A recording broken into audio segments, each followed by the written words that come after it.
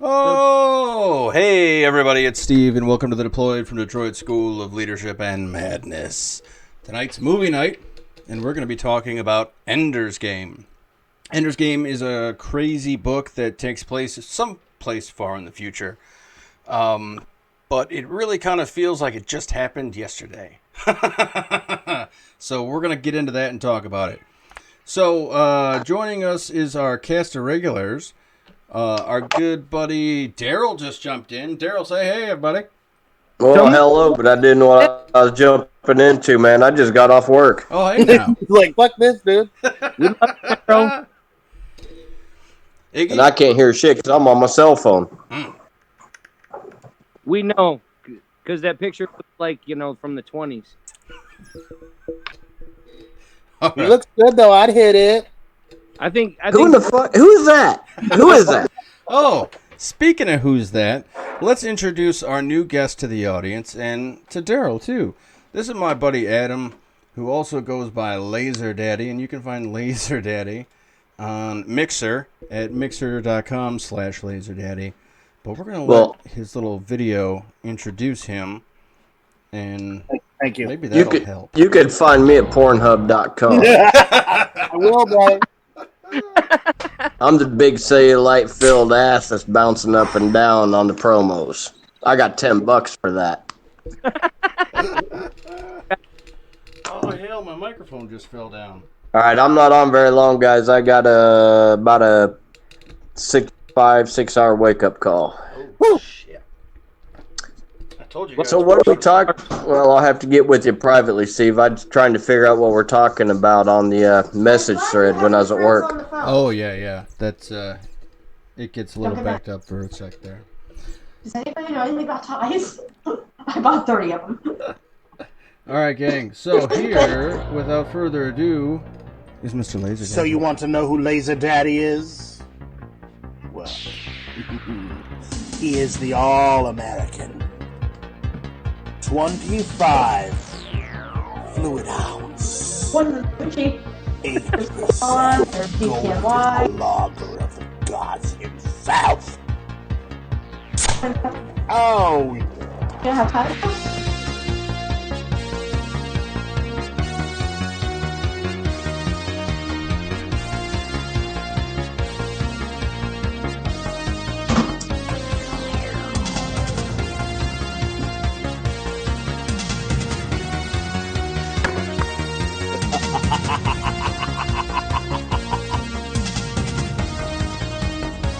he is the pure muscle, the meat of man.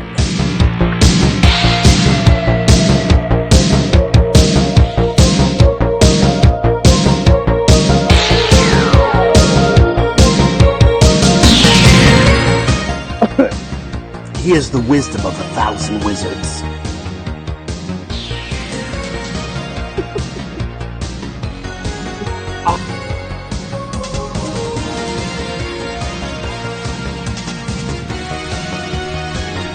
So who is Laser Daddy? He is this.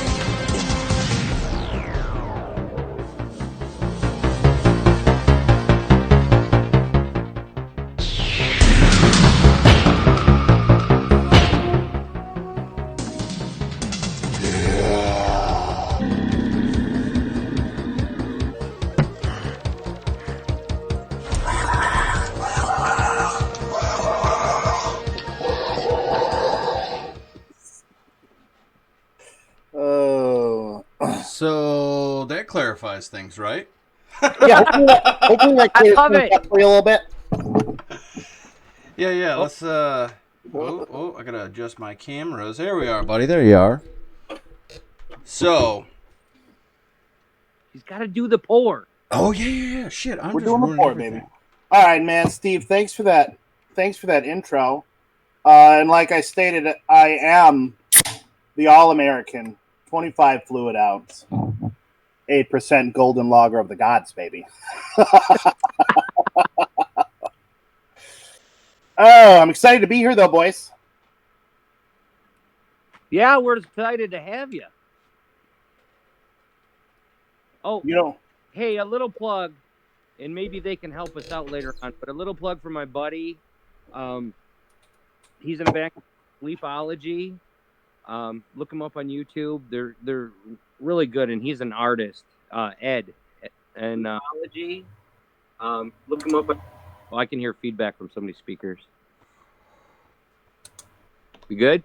We're getting there. Don't worry, folks. We'll get these little iron these wrinkles. Dyslexia. We're fixing it. Hey, can you still hear it? It might be me. Yeah, we can hear you now. You feeding back, Les? Gangster. So, quick point to another plug. We definitely could still use some editing help, if that's not fucking obvious by now. We have no problem going at length on all kinds of topics, but it seems the average viewer has difficulty going at length with certain topics. So we'd like to make our content easier for them. And so if you are a creator or a video maker, or you can figure out how to make our long, lengthy tirades go into something a little bit more useful, give us a bit of contact at dfd.slm@deployedfromdetroit.com, or you can call us at 313-288-9617. Sorry for the interruption, boys. So let's get back to Adam, this mean mother right here. Dude, Swamp Viking, game expert. Hometown. Dude. All my life. So, what's some, like an interesting kind of side note? Some of us were raised in barns. Some of us were raised in military bases. But Adam had the unique sort of experience of kind of being raised in a video game store. It wasn't kind of, brother. It was legitimately raised in the video game store, man. I was there almost every day. All day. What do you think that's done? Do you think it's a good thing? Do you think Well, I think it's given me a pretty unique unique perspective on the virtual world, which is so real to me. It's almost like another dimension, you know? Mm-hmm. And most people think of games as just something you do, but man, it's something I've done, you know, ever since I was 5, almost all day, dude. Word. And you know, I'm still in pretty good shape, right? I'm not wasting away or anything. Alliance or Horde? What kind of question is that, man? Do I look like some Horde scum to you? I do. Oh, fuck. Turn off his camera. I know. See, he doesn't get this. Veterans play like we all play Horde because we relate to those guys. Right? They got pushed into the fight. It's legal. Kind of. Nobody talks about the Orcish genocide of Sylvaneth or... Alrighty, so tonight, this evening, what have you, we have decided to get together to talk about Ender's Game. So if you haven't seen Ender's Game, the movie that we're talking about, let me switch over and show you guys. Here's the IMDb page. It does exist. It's a thing. It was made in 2013, and it's based on a 1985 book. Let me double check. I know it was written as a short story in the early 70s, and then in the mid 80s it was published. But anyway, it's a great book, and it was turned into a great movie, and that's what we want to talk about today. So, where do we start? We never really know where to start, and so I guess the beginning is the best place. That makes the most sense. And Now, hit it, buddy. oh, sorry, go ahead. Oh, okay. So, basically, at the beginning... you have Ender on Earth, and you have Ender where he is most familiar with himself. And so you see him as just this kid who's being bullied in school. He's in a military school, and he's like in a selection process to try and get into a better school, which, if you watch the movie, is the battle school. So he has in the book, they have to go to these military schools before they can get selected, and it's a whole kind of thing. So you see him at the military school, and he's learned about tactics and he's learned about strategy. But what's most interesting about the school part to me wasn't necessarily like Ender's actions were interesting, but was more interesting to me was like Colonel Graff and Major Anderson and the adult characters and what they were pulling out of Ender, what they were perceiving what they were interested in, because they were looking at Ender for things he was good at without knowing there were things to be good at. That's the sort of innate leadership quality you look for in people, or the innate fighting characteristic. You look for. I gotta. Before we get too far ahead, can I interrupt for a second? Yeah. Graf in Henderson. That was Harrison Ford and that other lady, right? Yep. Because I'll be honest, man, I got fucked up before I watched that movie. It was dope as hell, though. I think it was more about the character development than the actual actions of the war. Yeah. I mean, because he started a boy, and within this short period of time, he becomes a man, but the hard way. Right. And he's still ultimately just a boy, too. I think that's something... Because that's something that is... I don't know, it's just striking about the story and the movie, and it's a pretty... I guess you could call it like an obvious call to what it's about. You know, hey, all of our troops are way too young. Average enlistment age is between 18 and 19. Average first-term enlistee is younger than like 22. So, average person on their first trip overseas is young as fuck. And they are just as bright-eyed as these kids before and just as teary-eyed after. So, it sort of hits the nail on the head. And it shows you, the character is the most important part, because to steal from a line at the end of the movie, Ender makes the point kind of clear that it's not necessarily, or, in his opinion for sure, it's the victory doesn't matter if how the victory was achieved isn't good. Yes. You know, it's not that we won, it's how we won. And that's why he ultimately doesn't feel so great at the end. And so you can kind of see him at the beginning, just like me. I was 12 years old when I joined a cadet program, and I was being taught how to do left face and right face and rifle drill and this, that, and the other. And just like Ender, I was being taught just a sliver of the rules of a larger game that I didn't know was being played. And so just like Ender was learning to do these left flanks and right flanks and learning to, turn around here and this, that, and the other, I was learning that as a child as well. And so were a lot of other children. And so are a lot of other children to this day. Cadet programs still thrive in this country for a number of good reasons. But they do need to be aware of the fact that, you're teaching kids how to kill. And so this is a good movie for putting that dialogue out to the public, if they're willing to have that conversation with this movie of, are you willing to send kids to do this shit? And so you see at the very beginning of the movie kids who are willing to go do it because they always line up. And then you see the people over them, their leaders, whose job is to make sure they get it through the fight, but ultimately to ensure that the fight is fought and won. And so, I feel like it's kind of a little bit of an interesting complementary juxtaposition, if you will. You and I doing this exact movie. Maybe it was designed. But you're talking about the military side, about how you were young doing that shit. But to me, yeah, Ender was in a military school, but he was just the ultimate gamer to me. It was all battle simulations. It was a video game, and he was the ultimate gamer. And you look at what's going on right now in the gaming world. A 16-year-old kid just won $1.5 million. Holy shit! At the Fortnite World Cup. She actually won $3 million, but the fucking government took half of it, literally. But there are teams I don't know, with the Overwatch and stuff like that. There's entire teams dedicated that train every day. Yeah. And if warfare ever comes to and I think it will one day, into a virtual, virtual warfare. People controlling drones. Already has. Or what have you? The ultimate gamers are going to be the ultimate soldiers. Well, and that's already coming up, too, because we have drones this big, we have drones this big, we have drones the size of 737s, and we can put on a head-mounted display if you want to go that far into it, but most just operate with a screen in front of them and this, that, and the other. But it is no different than playing any other sort of flying game No. until that moment sets in. And that's the big problem a lot of these drone pilots have, is they get done playing the game for the day. And around them, Orlando had mentioned, when he was a Reaper pilot, that like when you're in school, there's stickers everywhere that say kill every day.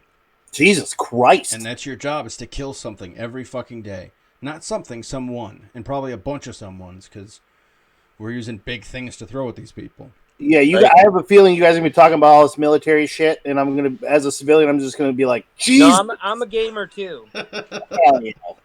Xbox, console, or PC. So I'm down.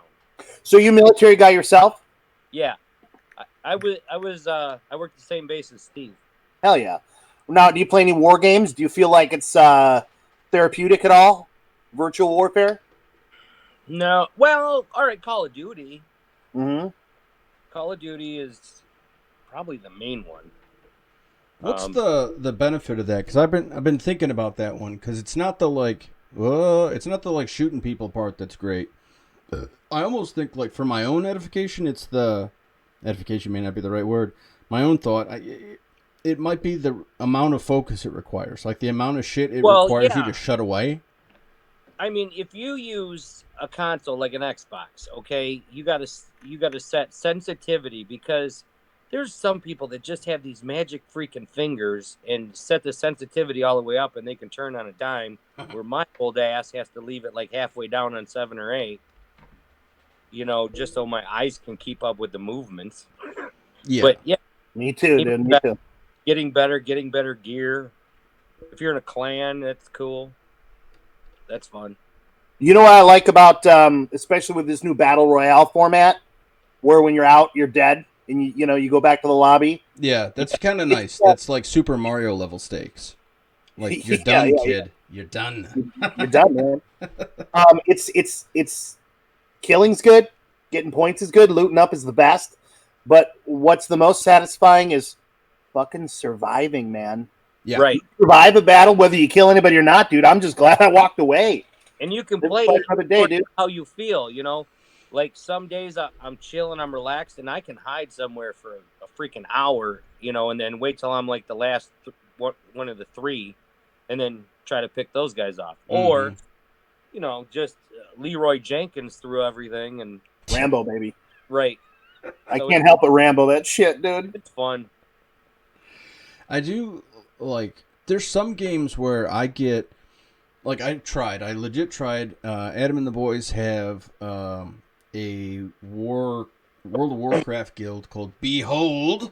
And Behold! A number of beholdenings and cool gatherings in Southeast Michigan. If you're, just look them up, because it's invite, but you might be cool.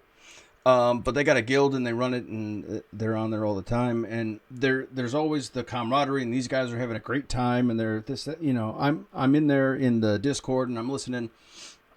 And then the same thing happened. I paid the $25 for a month too. I was like, fucking, let's try to World of Warcraft this. And then I went into a dungeon, and then I started healing the dungeon. And if you're not a nerd, this isn't going to make any sense, but the tank could not hold aggro, meaning the guy whose job is to be like, hey, over here, couldn't do that. And so they just kept getting hit too much, and I was trying to heal him. And then so they wiped a bunch of times. And then so all of a sudden I just start getting these long lectures from other people in the messages about just asinine horse shit about, well, you shouldn't really be doing this if you're not skilled enough, or this, that, and the other, and blah, blah, blah, blah, blah. And it's like, fuck you. How do you get better if you don't practice, dipshit? Like, I know. They expect everybody to be good. Fuck you. Let me play the game, man. Yeah. Because there's a lot of, and maybe it has to do with some of the investment, too. Because, like, as you said, Adam, you've been in these games and invested in these games. And so maybe that is what causes some of the malice. Play that game.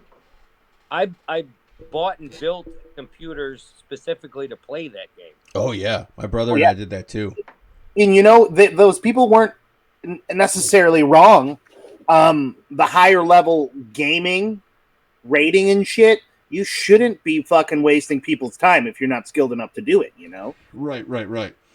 Yeah. Now everyone, it's so mainstream now that everyone wants to play. Mm. Yeah, but not everyone can play, so you just got this population full of fucking plebs and noobs. Well, and they're scared to go into the guilds, and then the people will chat a little bit on the screen, but what really happens is when they have chat rooms what are some of those, Mixer and all that. Anyway, but when they get, that's scary too for, I think, kids, and adults, because you're going in there trying to ask these people, how do I play? I'm a noob, and you've never talked to them before. Yeah. And there's a lot of, like, a huge regrettable thing is there's a lot of people on the internet who are real freewheeling with racial slurs, and they just kind of go whole hog, and that's gamers. Yeah. And I think, like, as cruel and as shitty and as, like, if anybody says that shit around me, I'm going to cave their throat in, just so we're clear. But I think the people on that other end are doing it because, again, just like, bringing it back to Ender here, Ender doesn't know what he's in. And these kids don't know they don't understand. They understand how deep the pool is because of where they're standing. And so they're standing ankle deep. And so they say the rest of the pool's ankle deep.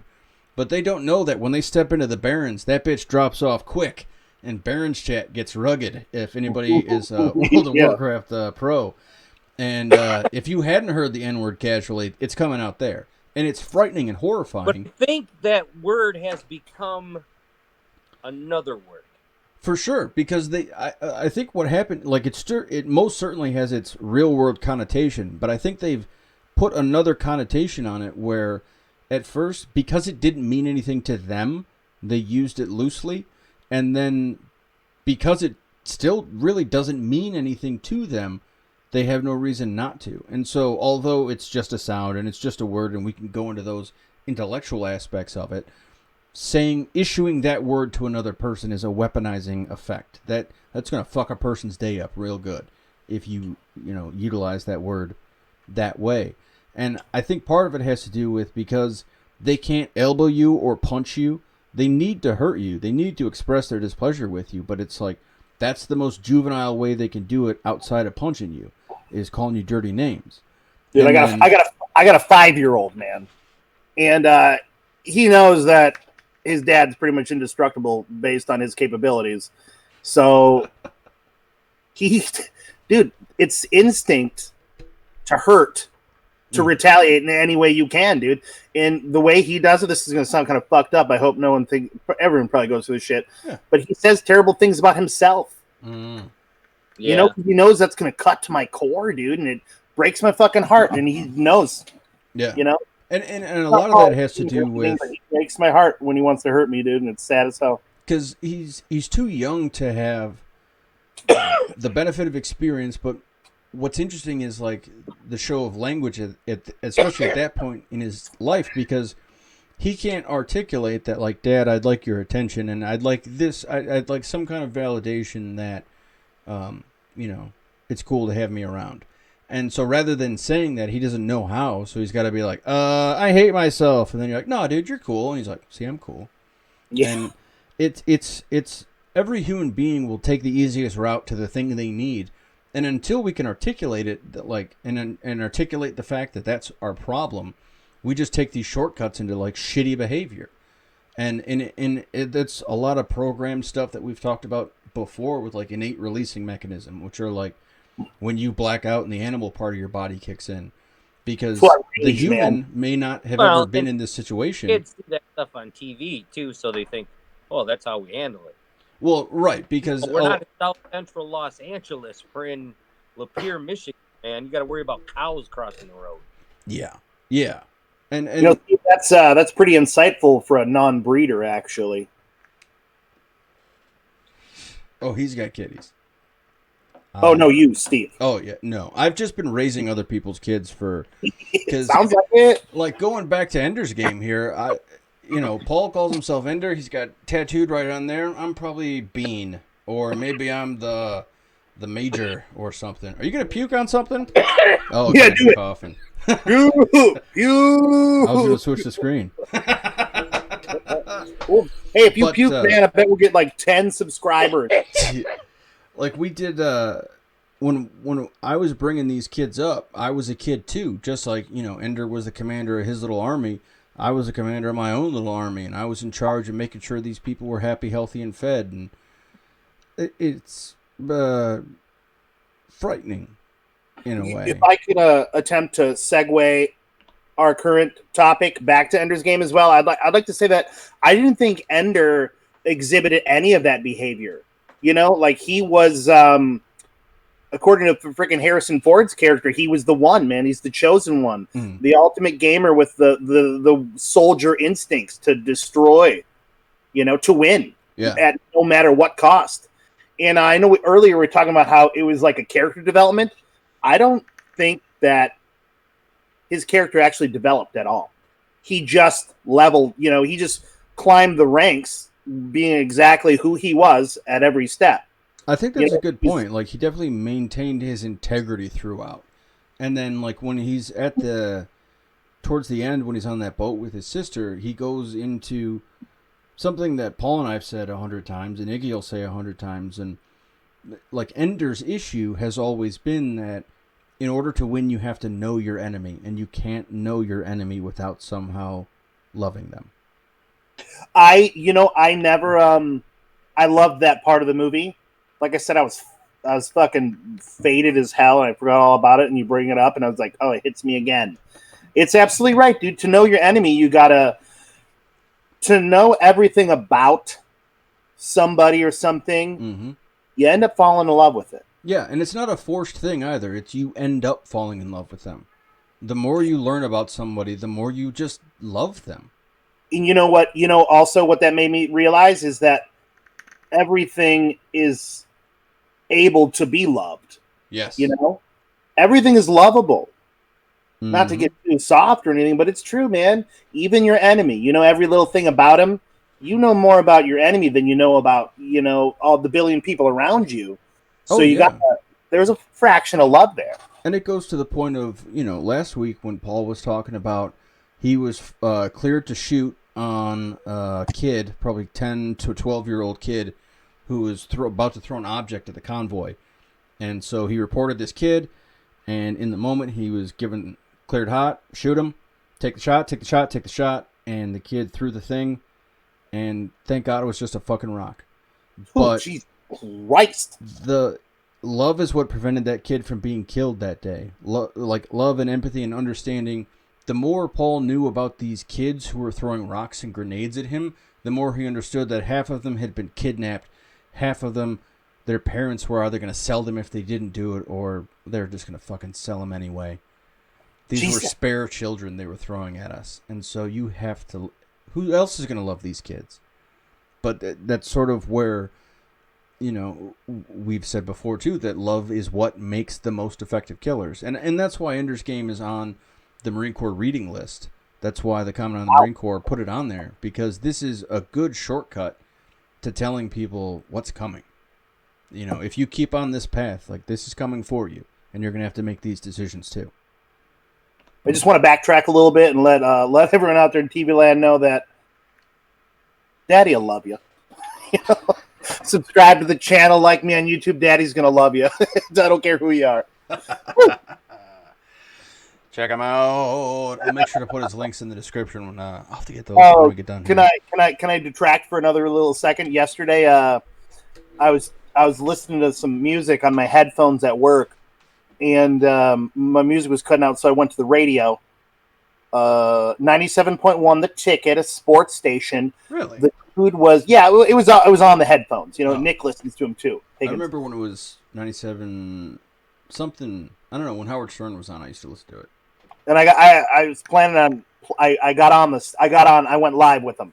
But they were talking about video games. They were talking about Fortnite in the esports, the Fortnite Cup, how the dude won $3 million, and the dude was talking about how he doesn't understand streamers and why people watch him. So I'm like, shit, man, I gotta call in. I gotta plug Laser Daddy. Like, I gotta take this opportunity. And it was the day after I had just watched Ender's Game. Mm. And the shit that I was saying to them was like really bugging them out. Really? Because I was talking about virtual existences and how that's why you watch games when you can't play them, and Right. because you got to be that virtual existence is real, man, and it desires attention. And that's the day and age we live in, is where there's not just the physical reality anymore, it's the virtual one that you've created or choose to join. But so I was totally going to plug Laser Daddy to like all of Metro Detroit. Hell yeah. But I think I was too weird. They totally ghosted my call and just fucking hung up on me. Oh, yeah, they did. They're like, well, coming back after that, we got the traffic. Yeah. That's funny, man. Hey, 97.1. You had a gold mine on your hands. Suck it. So the next bit of here we are. I'm playing with the cameras again. Please, we need an editor. Holy smokes, people. So the next bit happens at the battle school. He gets selected. There's the fight. There's all that shit going on, and he gets put in this boot camp with all these other kids, and they're just playing these games.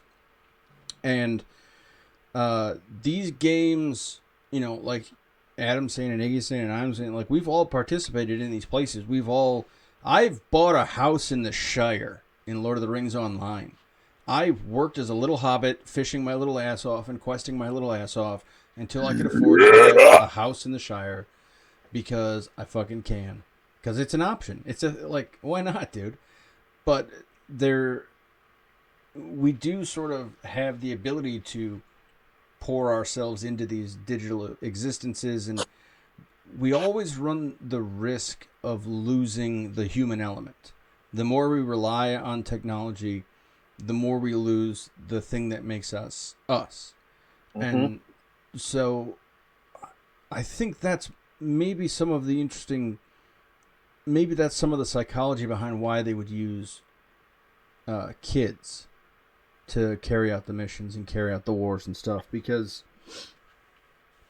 they haven't really found themselves yet. They can absorb more fully into that. Mm-hmm. And they can be programmed. Yeah. Oh, yeah. Because if you only know... Because all knowledge is just stacking truths against falsehoods and going, oh, I know that, I know that, I know that, I don't know that, I know that. And that's all knowledge of any sort is. Wisdom is the ability to apply it, but knowledge... These people only know 4 things. They know the pool is knee-deep. Power. And this is, I think, what's unfair in a lot of training. We've seen the effects of this in Civil Air Patrol in a few cases, and the Young Marines, and all the other cadet programs out there. Is that when we don't tell them how deep it really is, when we let go of their hand, they're gonna fucking drown, and that becomes a problem. And that's a lot of the. I mean, that's literally what happens at the end when they, reveal, make the big reveal and go, well, you beat the war already. None of these simulations were simulations. And if you die before a saving point, you're totally screwed.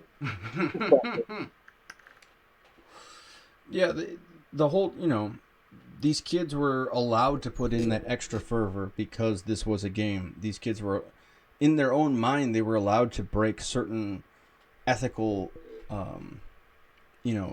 constraints that they put aside for themselves. Whatever it was taking to get this thing accomplished, they were able to put themselves that tight onto the issue. And my brain's not working, guys. I stopped thinking. Well, let me take over if that's okay. Yeah, go for it. I hope I'm not jumping too far ahead, but that's what I found really interesting about Ender's Game is that to Ender, he was willing to do anything to win. But he didn't realize it was real. It was all a game, and he was willing to win that game at any cost.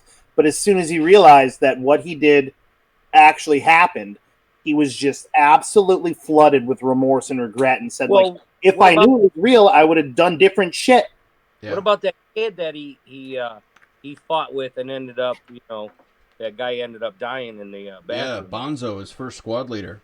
He, Man, fuck Bonzo, dude. He can suck his own dick, dude. it was coming. That because like there was a really important, like, if you're gonna watch that character for anything, there's an amazing line when he's just about to die in the shower, when he says something about like, you don't get to make me look like a fool or whatever. At no point was Ender making this kid look like a fool. No, he was just he was electing to be all the his own fool. harm to himself. Yeah, and he may not have seen it, and he obviously didn't see it. He thought, I got to get this kid out of the way so I can get to the top slot so I can beat the game and this, that, and the other. Well, and I think a great line that I heard was, I will do, or something to the effect of, I will do anything to destroy my enemy, whatever it takes. I will beat them down so bad they'll never want to mess with me again. Yeah, his first fight with the bully. Yeah, and that's, I heard that line and I was like, holy shit, man, that's kind of, you spending a lot of time on hate. Mm-hmm. And he was evolving there. Right. But I would do that earlier on in my life, is, don't fuck with me. I will go out of my way to screw you over, so you'll never do that to me again, as a defense mechanism, I guess, for me. Yeah, and I kind of get that spaz twitch that he has too. Like, I don't fight people, and I'll let people beat the shit out of me. I'm usually way too agreeable to the situation, but that's because if I start to fight, you're gonna die, and I don't know that to be true, but like that's what I'm going to do, and I know that because like most times I've been in situations like that, someone's gonna have to pull me off. That's always been so. I just rather not start the fight. I'm terrified to fight, man. I'm terrified of that one punch that knocks someone down and they hit their head on the cement, or I break a neck or something. Like, I'm terrified to unleash on somebody.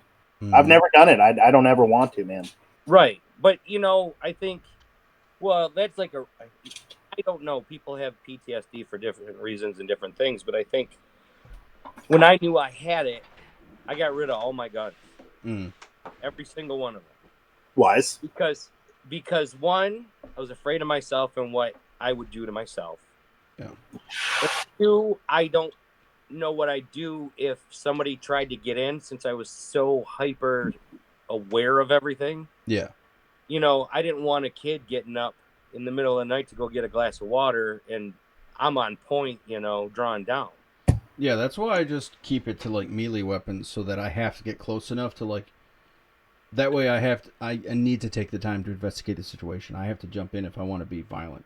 I can't do any violence from a distance, and that seems to be the best way to do it, because it's also a lot of it has to do, like we said, with just having options and knowing what your options are, and when some options are programmed in, and then when those animalistic options are reinforced, and you get medals and promotions and parades, and they make movies about it.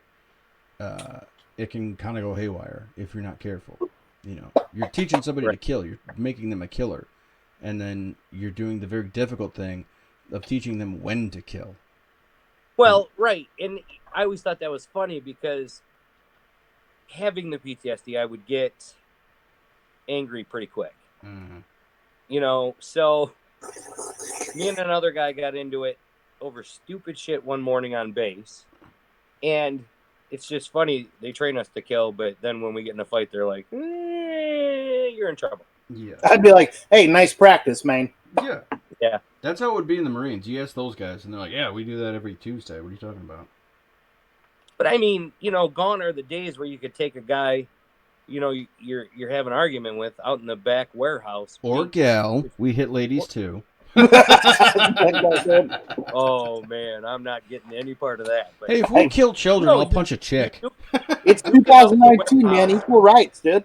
You duke it out in the warehouse, and then you go have a beer with the guy or gal in your case. Yeah. And you'd be good friends. I mean, that's a better way, I think. Yeah. You can't have paperwork in separating people and then bringing them together. Like Selfridge. Oh, sorry. Oh, no. That separation is kind of interesting. The separation from violence, because like school shootings started after schools started zero tolerance policies. And they started zero tolerance policies after they started integrating school districts. But once they started taking away the intermediary options from these kids, the only options they had were voices and then violence, because at no point were they taught any other sort of conflict skill in between, because it's just cut off right there. You push somebody, done. Both you're out of school. Fuck you. You're monsters. You're ostracized. Like, they treat these kids like shit for doing what we've just pointed out is 100% natural and expected and to be expected of these kids. But because we've taken away their knowledge and skill of these intermediary steps of conflict and violence, all they have are the two options: either kill or don't. And Fight or flight. yeah. And That's the most basic two instincts. You know, if they're not taught, that's what you get. It's a 50-50 shot. yeah. And so much of some of this too is the separation in roles, the misunderstanding of what it means to be a leader, or what it means to be just about anything. The Bonzo kid who gets domed in the shower, he doesn't understand what a leader is. He thinks that team is there to support his glory, and that's why he died. Leadership. Yeah, he thought that this is his ticket, and so he died, because leaders like that will die. But unfortunately, before they die, they usually take out a lot of good people too. Right. So that boy needed to die, unfortunately. He was a little bitch, anyways, dude. Yeah, he was going to get people killed in the real deal. He would lose his goddamn mind, because he was so misunderstanding of what was going on. He thought it was just a game, only a game. He didn't even consider the fact that if he beat the game, he was going to have to go fight in an actual fucking war. Right. Yeah. So one thing I'm not sure if I totally understood correctly, and I hope I'm not jumping too far ahead. Oh, we jump all over the place, dude. That's why we gonna need start talking editors. So when they were on the front lines, was Ender the only one that didn't know it was real? No, none of the kids knew. No, yeah, none of that crew, his crew, knew that was real. Yeah, because they all came from the battle school too, right? Right. Yep. Yeah, it was So just... I really dug how Ender progressed through all of these levels. I mean, at a rapid rate, because like time was of the essence or whatever. They thought an attack was coming, and they had to get someone that. Oh, by the way, to me, Ender was the virtual messiah. Back in the original war, they had the hero. Do you remember his name? I don't. Mazer Rackham. Yes, dude. The legendary hero. That was like Jesus. And they were looking for the new Jesus. Right. And they put all their faith in Ender. They catapulted him through the ranks.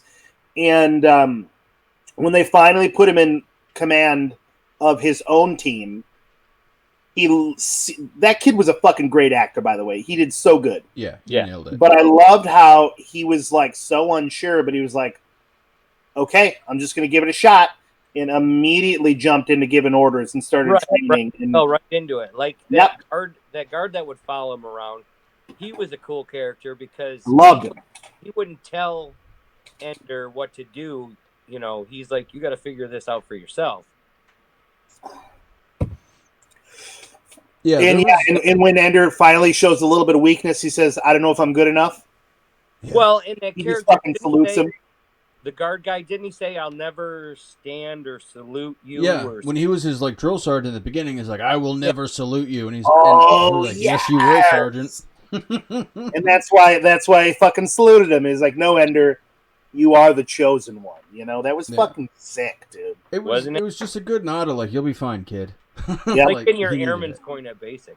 Yeah. It's kind of that. It was definitely a symbolic, because if he wasn't sure, he needed a little bit of verification. Like, is this happening? Am I actually doing this? Is this holy shit? And that's why it's always nice too when you start out to get like the nod from an old sergeant. You're like, okay, I'm not a complete fuck up.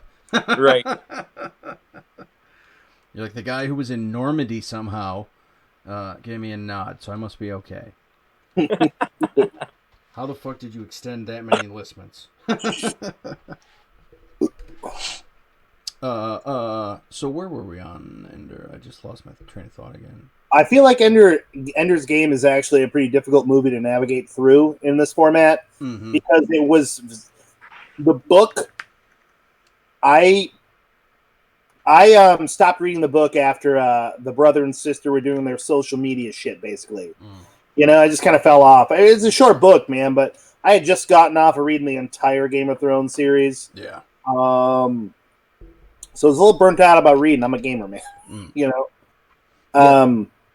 But the book was straightforward, man. It was Ender is who he is. He's the chosen one, and we're gonna fucking push him through the ranks and trick him into destroying a species. And it was just like a nonstop fucking freight train to the ending, pretty much for me. Yeah, and the book covers a longer period of time too. It, Because the book, I think they were setting up the movie so they could maybe do a sequel. And so the book itself tells you what Ender does after he takes off with the bug baby. And there's more? Yeah, dude. I love the fucking ending, dude. Yeah. The ending was exactly what I needed for that movie, And right. The ending is kind of good too. Like, there's so many. I mean, you're right about jumping around because there's so many threads where. Oh, there we go. Buttons. There's so many threads that, you could follow the story linearly and say, okay, first he was at military school, then battle school, then command school, then the front line, and then he went off into space and did his own thing. And so we do have that there. But there are so many of these weird threads that start in one part of the story and they don't come clear until the end. And so it definitely leans, there's a lot of aha moments. And it's not set up punchline kind of, like scary movie aha, like it's not a twist, it's just cruel. It was straightforward, and that's what I loved about the movie. Like from a movie standpoint, Ender's Game or not, I loved the format of the movie. There was he didn't second guess himself. There was actually no fucking drama. He was just going through the process of being manipulated basically into the front lines. Yeah. And a lot of times too, it was kind of interesting watching because like when you see him actually start to develop, again, it's not necessarily a change in character, it's just a change in how he uses his character. And so he gets the first sort of nod of leadership after he does those push-ups for the sergeant, because he keeps pushing the officers for like, hey, how come I'm not getting emails? What's going on here? And he's asking a lot of the questions that his troops want information on, but they don't have. They're just not in a position to ask it. And so he's already getting his ass beat. So he's like, "Well, fuck it, let's make it 20 more." While I'm down here, what else you guys got going? What it really made me think about was like the nerdy kids in school who do ask pertinent questions, but you're like, "Man, shut up!" Like you're like, "Shut up, man! Let the teacher teach," But it's the nerdy kids. They ask the real questions. They said, don't ask any questions unless it's like a legitimate question. And he only asks them. But at first you're like, man, shut up. And they're like, quit being like the class nerd, Yeah, he definitely has. Because one thing that Ender has in common with, I think, like Paul and myself, for sure, like in part of our difficulty with integration back into the civilian population, is we just won't put up with dumb stuff. And so you see Ender a lot of time has some pretty intense difficulty dealing with orders that he thinks are a little bit dumb. And he won't do it until he's fully sold on the reason why. Which is also part of the reason they likely had to trick him, because it's going to take a lot of fucking work to talk this kid into it. Yeah, there's no way on that if they... Yeah, and that's always part of his sort of his integrity again, like the thing that makes him who he is, kind of throughout. But then, sort of stealing that again and taking it back to the end of the movie, where he asks the question like, "Why didn't we try talking to them?"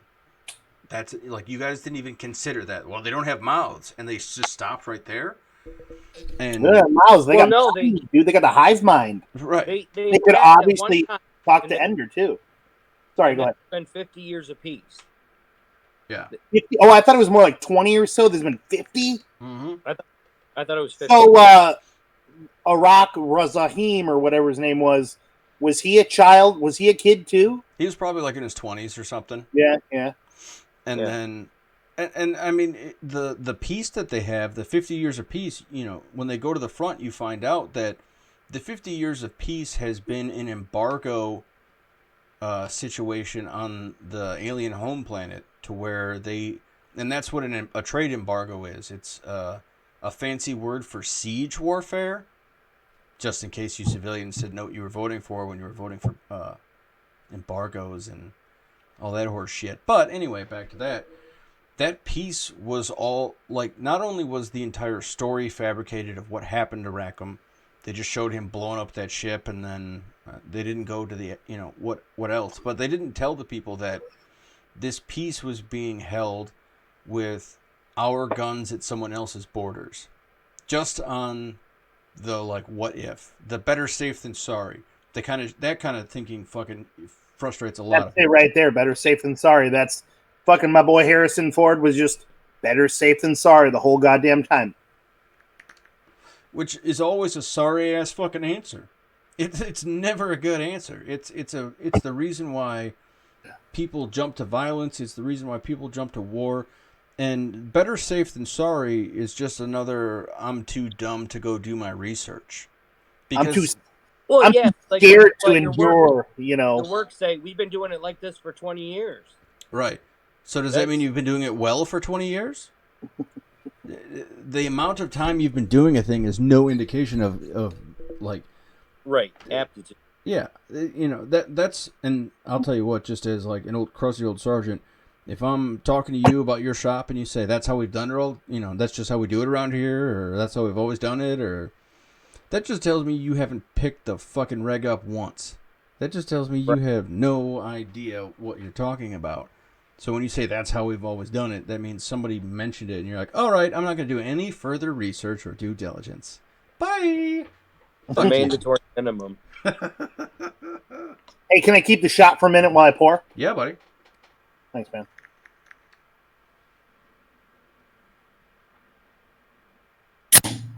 Ooh, I love that can crack, dude. That's real too. That's not even fake. I just love to crack them, dude. It's like snapping a fucking neck, like a twig. For real though, guys, the ending, like, so I read, like I said, I read about 75% of that book. Started to lose a little interest when it was like the demon thesis shit and his brother and sister.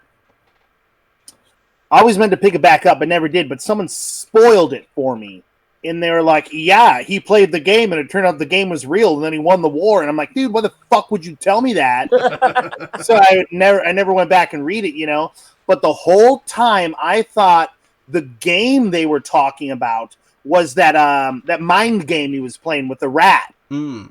You know, I was like, so I'm watching the movie thinking like, how's he going to win the fucking war playing this game? So, you know, I didn't get totally spoiled because of my own fucking stupidity. But the ending was no surprise to me. The ending was no surprise to me. I knew he was going to win the war, get tricked into it and shit. But like I said, when he went to that little hive and found the egg, and then the fucking brood mother came out and like accepted him and like examined him, and he just like let it happen, like either fucking love me or kill me, like, you know what I want to do with this egg, right? But he let that fucking gnarly bug alien like touch him and shit. I was like, oh my god. And then when I saw him blasting off into space, and he was like, and then they made me admiral and left me up to my own devices. I was like, oh, dude, that is such a fucking sick ending for Ender, you know? Yeah. He's traveling the cosmos, looking to repopulate with his species. Well, it's so noble, dude. It was sick as hell. Something that jumped out as a crazy person is, like, if you start asking questions about why did Ender take this baby bug, the it's going to start a war when they find out. Like, it's going to happen again. And so he's got to spend however much time or whatever. But, like, what does he owe this enemy? Everything. Everything. Right. Yeah. Yep. And that's the important thing to remember. Like, he is fully aware of his actions and the weight of his actions. And he is fully aware that his victory was not a good victory. Because you can't have a victory on one column and 20 million losses in the other and count that. It's a balancing act. And it wasn't a good fight and it wasn't a good win. And I think some of that reminded me, like, the most complicated thought that this one kind of simplifies itself into is, like, when they tell Ender that it was real and his reaction to that, like, that's how I feel when someone says thank you for your service. Thank you for your service, dude. And that's that same, like, you won. You did it, buddy. Hey! And then it's like, well, what the fuck did I do? And Ender's Game is a great moment of understanding why some of us look down when you say thank you for your service, because we're busy trying to run those thoughts out of our head real quick.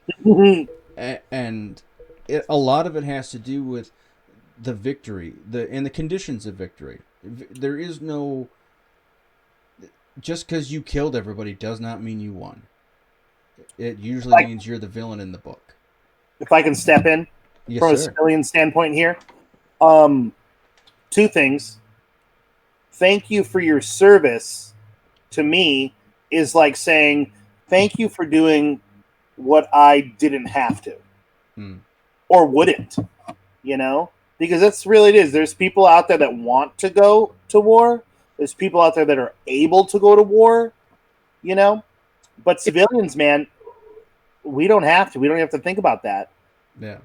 And on the other hand, when the ends don't justify the means, you know, like a victory won through warfare in my civilian eyes is not a win, but a victory won through diplomacy is 100%.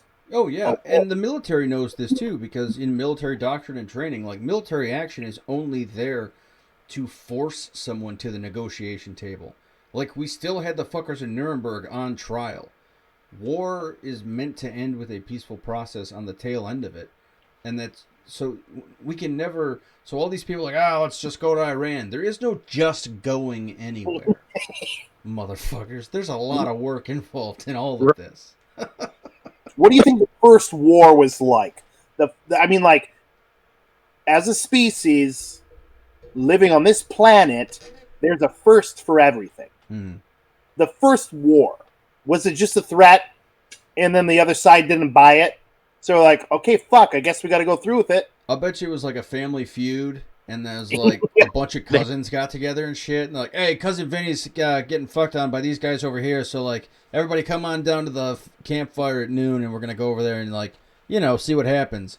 I'd be like, that shit would go down, and I'd be like, fuck, I'm eating dinner. Dinner time. I don't want to go fight. And then my guess is, as soon as the first person died, it probably went haywire. And they're like, what do we do? What do we do? What do we do? Oh no, oh no. But, like, they can't articulate that because they're in the middle of a fight, so they just keep killing. First death, you know? The first fucking murder. First war death. It's the first for everything, man. It's kind of bugs me out to think about it. Who was the first man to die for an unjust cause? Right.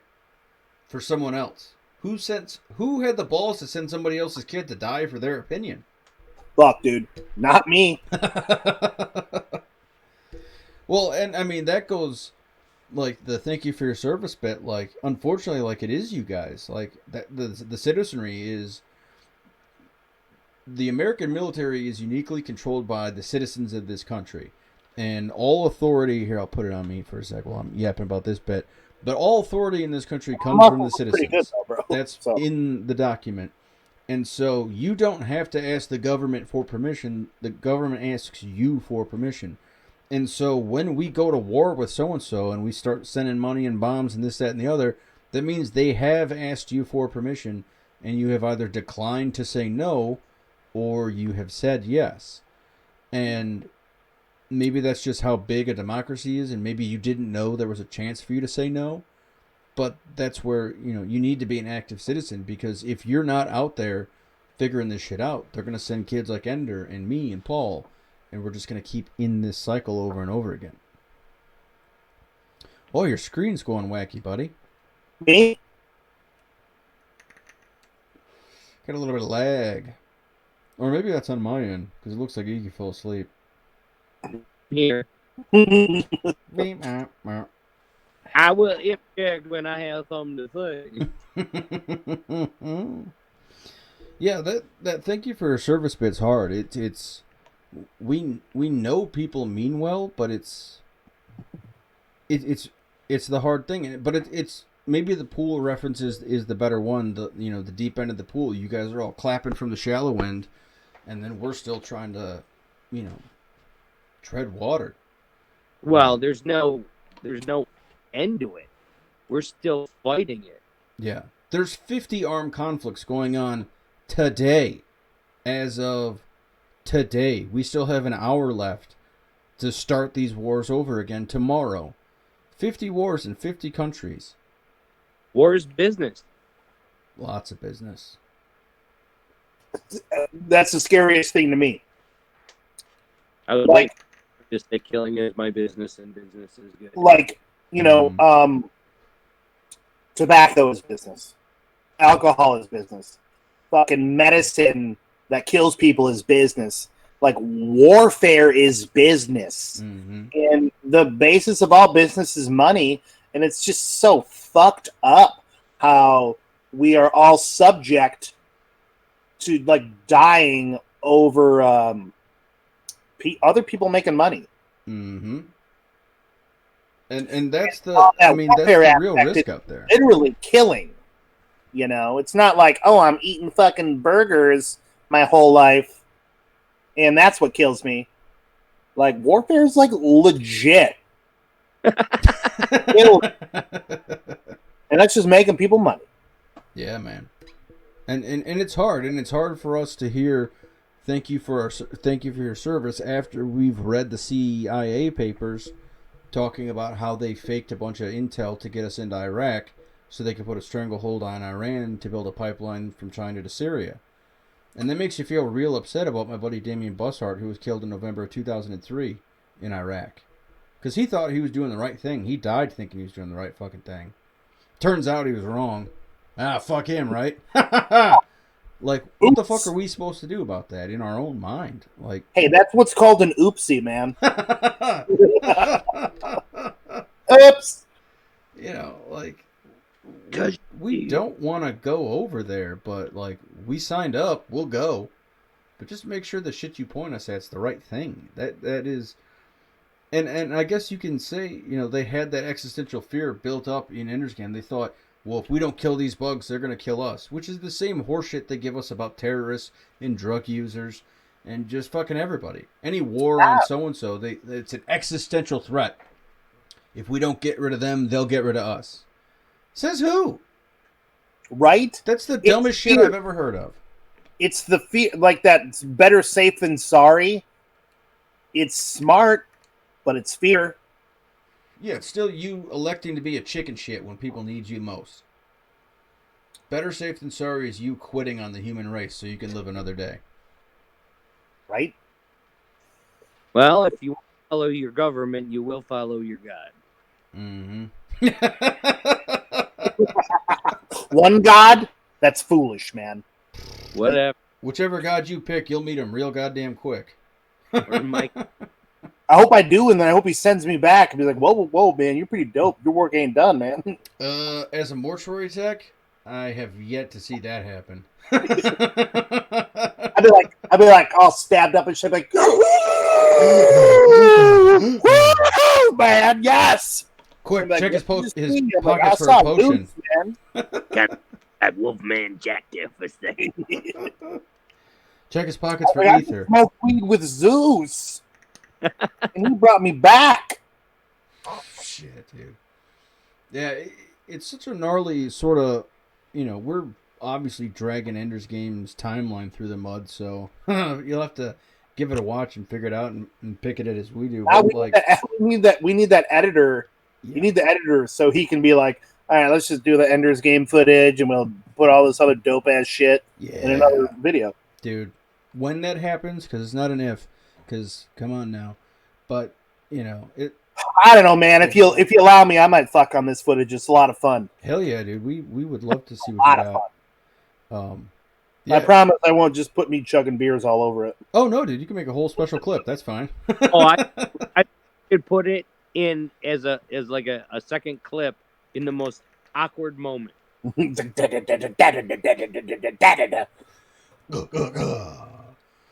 It's Ender's Game is definitely one to watch with your family, and it's definitely one to watch with a veteran. We talked about watching Fury with a veteran. You know, dude, I gotta watch Fury. Dude, yeah, if you haven't seen your grandpa cry, if you have a grandpa who's been in war and they haven't talked about it, just sit down and like, this is how you're going to find out what they saw. Because just watch on the screen for when they start crying and you're like, yep, that's okay. And Fury does a good job of articulating a lot of things for us. You know, it's all in that story, and it's all you kind of have to pick up on it and see it and watch it. But Ender's Game is another great story like this, where watch this with somebody who's been through it and see what they have to say about it. Because, you know, as Adam said, he just sees this kid as a rad fucking gamer. And he is. He's a rad gamer all the way to the last half hour, and then all of a sudden he's a mass fucking murderer.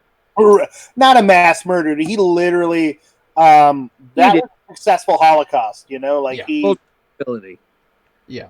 The first successful Holocaust in human history. Yeah.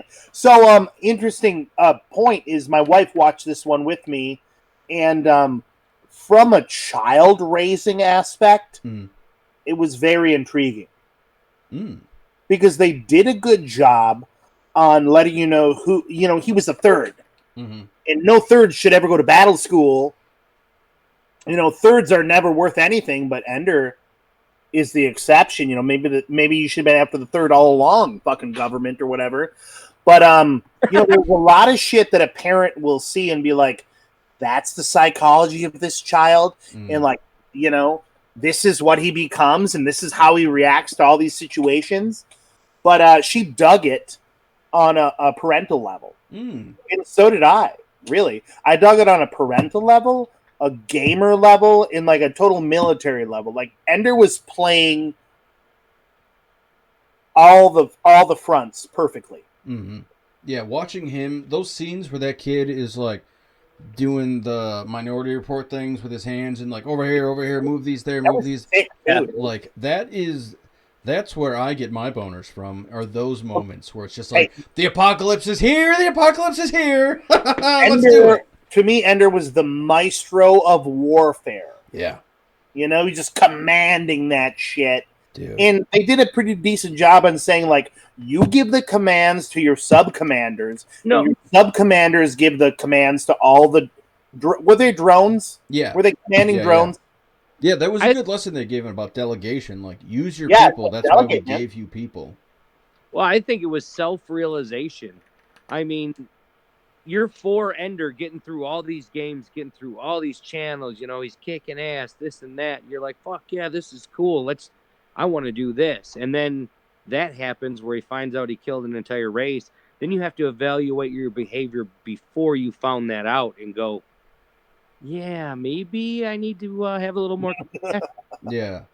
Did you cheer when the planet blew up, or did you cry, or what was your response to seeing that? Like, right. And don't be mad at yourself for however you felt. Just be interested in the observation, because that's going to be more useful than kicking yourself in the ass for, oh, I told my uncle thank you for your service, and that's why he was sad. Don't worry. Don't kick yourself in the ass about it. Just learn from it, and then next time, just articulate it better and be like, hey, thanks for losing your leg. That had to have sucked. Hit it. Is, okay, you decide to go to the store. First of all, you decide to leave your house. So then you got to go to the store. You're focused. I need bread, milk, butter, whatever.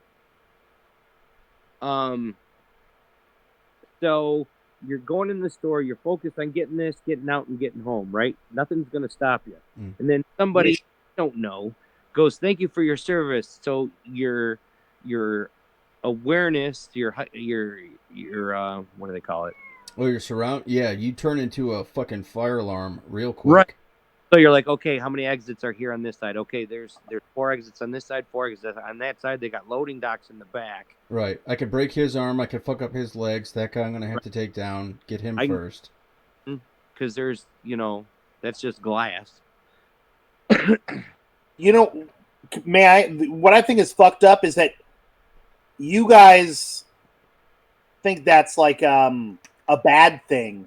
As a civilian, I wish I had that perspective because that means safety for me and my family. and also a better chance of being like a total fucking hero if shit goes down. Yeah. Like my wife, I'll wear a knife to the grocery store and Jesse will be like, "Take your fucking knife off." And I'll be like, then what the fuck happens when someone robs a grocery store? Like I can't be a hero. How am I not as effective? Things. You guys got the skills and the abilities to be a hero, but when it's summoned, it's a bad thing. Yeah. I might be wrong. Don't take offense to that. Please. For everybody. But I wish I had that instinct. That was like if some bad shit went down, I know who the fuck to kill and who the fuck to break and where to go. Like those skills. It's like Jason Bourne shit, and it's awesome.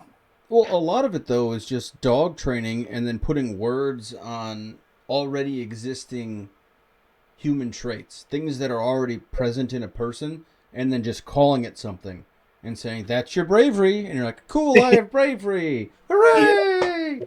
And it's a lot like with Ender, how he's presented pieces of the war at a time, and that's how we give it to him, just piecemeal. But and then that's also too how unfortunately most of I shouldn't say all, but many of these situations turn catastrophic is when it's that last straw, when it's the one, because it's, I mean, for a lot of people you can shoot somebody's family member in front of them and that's gonna fuck them up for sure. And then for a lot of people, it's just all the days until the day you can't do it anymore. And then all of a sudden and then you just can't do it anymore. And then you can't even live in that world where you could before. Which is probably why Ender fucks off in a spaceship. Because there's no way he could still consider himself to be a good person, knowing that those human beings sure as fuck did not earn. Well, no, they're going to celebrate entire life for being a mass murderer. Mm-hmm. Would you want to be reminded of that every day of your life that you took out and, with the exception of the egg and dying? And then they make an action figure out of you, and then kids are like, "Hey, I'm Ender. No, I want to be Ender." Right. And now there's children pretending to be a murderer in your name. What I love about Ender is the whole world thinks that Ender is a hero, but Ender knows that he's just a fucking genocide killer, and he's got to atone for it. Whether he's the next Rahagam or whatever his name was, or not. He knows what he did was wrong, or it could be wrong, and he's going to spend the rest of his existence making up for it. Right. And thank God he's got that option. And that kind of brings me to another point: is the fuck was going on with that egg and that mother? Was that like a fail safe? I'm thinking that they knew the humans were going to destroy their planet. Did they know? I would have to guess, because they seem to have a lot of, they knew the wagons were circled around them. And if you saw the first engagement, the enemy did not, there was no enemy contact from their end. It was the alien ships were going into their own territory, gathering ice from their rings. And so when they went outside of an artificial sort of boundary that the humans invented, that was inside of their asteroid belt, they were just going to collect water. And because we moved the line between Syria and Iraq over here, we got to declare war when they stepped over there. Oh, I didn't mean Syria and Iraq, but that's how that happened. Dude, you relate all this shit back to our current situation as humans in a very real kind of way. That's something that I don't do, and it's pretty interesting to me actually. And that's the one thing we kind of want to be hopeful with is why else did we survive these things if not to tell you guys about it and see if that can't help? And and that's the fun. Now I got the cough, Ziggy. What's going on? Hey, it's because you a little bitch with like emphysema and shit. Your body's susceptible to the disease. Listen, I've been smoking for 40. I've been smoking poles since '96. Motherfucker, my throat feels good. I know. I'm just kidding. I've never smoked pole. Coat the throat. Especially '96. I was literally 13 years old. Hey, what do we do when we gotta piss? Because I've been slamming beer like a fucking. Go piss. Not it with an earshot. I shouldn't do it in a can on camera. Are you sure? Well, I mean, what we could do is we've been at it for 3.5 hours, so I'm sure we've got. Well, we've only been live for about an hour, right? Yeah. Is that true? Yeah, it's only 11. Oh, I'm dyslexic. My bad. Yeah, no, you high as hell. I'm looking at the clock. Oh yeah, because 20 is 8. We got on at 22, hour and a half. My bad. I'm special. Ding, fries are done. So let's run through the notes and see, because we've hit a lot of the big posts in this movie. It's definitely. Let me go pee, and then I'm gonna come back after you read the notes. Okay, let's do that then. Sorry.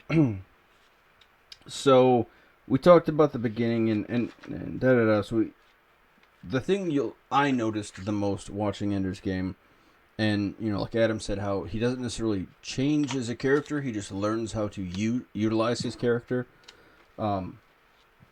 What's always interesting is Ender's own perception of what's going on versus the people around him. The people around him are praising him. They think he's a genius. They're afraid of him, and they should be.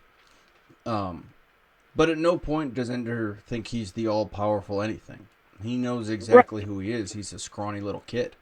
Well, and it's like you got a choice at the end. You can become the rock star, or you can live humbly as a monk because you know in your heart what you did was wrong. I mean, he would have been given the world had he gone back. Oh, yeah. Everything How do you turn down everything you've ever wanted?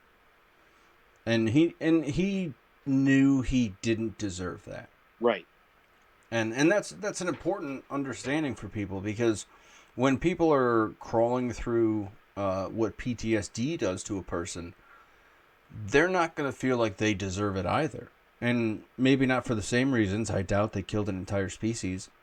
But they may have done something that gives them enough pause as to whether or not it's worth them continuing. And that's the trip up in the language. That's the disconnect in experience and meaning. And yes, you want us to win this war, but you need to know what it's going to cost. You need to know what it takes to win that war. And that's always going to be a problem as long as militaries exist and governments exist and war is still on the table. The one thing I kind of know is the more people are informed about combat, the less likely it is to happen. And that's kind of an interesting, unless you get people all riled up and shit. But see, I get pieces of, I do that, like PTSD stuff. I get pieces of it in shows. Like I was just watching Orange is the New Black. Mm. So and I hate it. You don't like it? But go ahead with your point. I'm sorry, I just hate that. But anyway, one of the guards, there was a prison break and stuff like that, and she got taken prisoner or whatever. And she says whenever conflict comes up, it takes her back to that moment. Mm-hmm. Where she had to decide, and it's like her flashback. Well, and it's So also you end up making the wrong decision because you think you know how it's going to end. So you cut it, you don't handle it correctly, and you do a wrong thing. But to end it right there and without consequence, you do stupid stuff. mm-hmm. And a lot of that is that better safe than sorry, that fear of the unknown, the idea Yeah. that you don't know what could happen, but you at least know what will happen if you do this. And so that's what allows a lot of people to stay in those like stealing from Buddhism, the cycle of rebirth. That's all that's talking about is these moments when you are so destroyed that you need to rebuild, but it's just too much, and you just rebuild the same old thing because at least you know what that is. It's better the devil you know than the angel you don't, or whatever that quote is. But people will cling to the things they're sure of with just disastrous consequences. I mean, that's how we end up in fucking war in the first place. Right. There's no compromise. It's either we stay the same or we fight you. Yeah.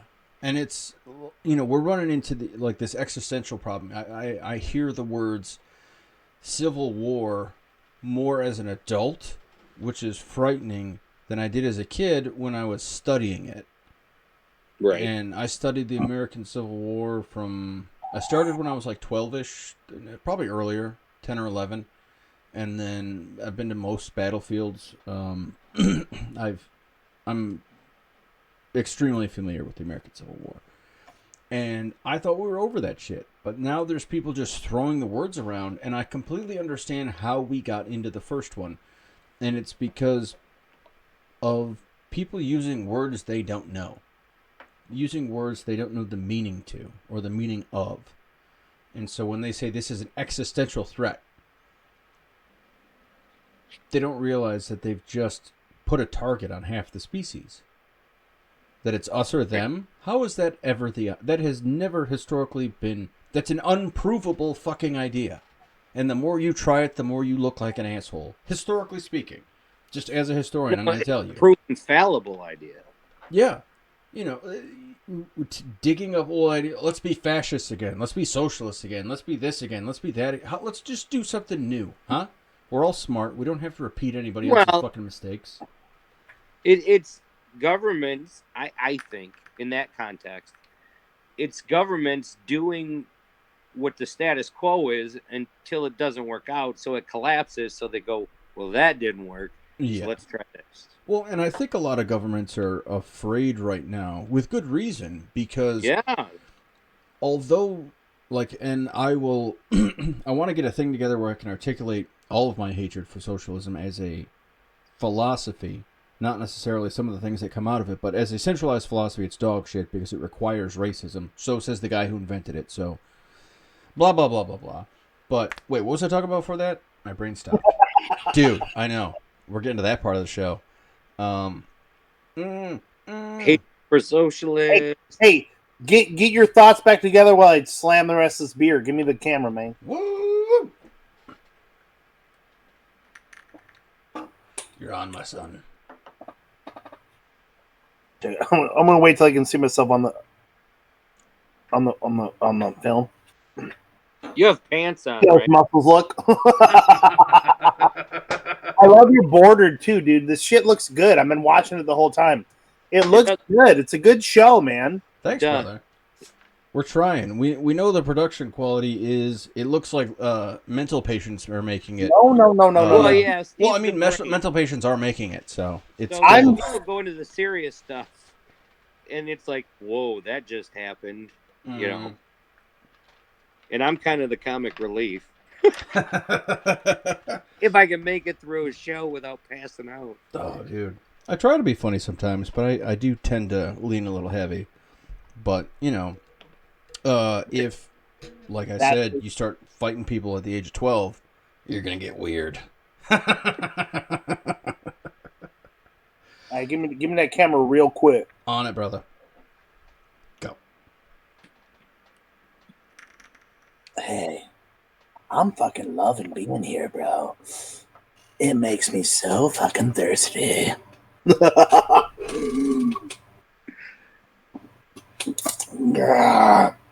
It gets me wet as hell.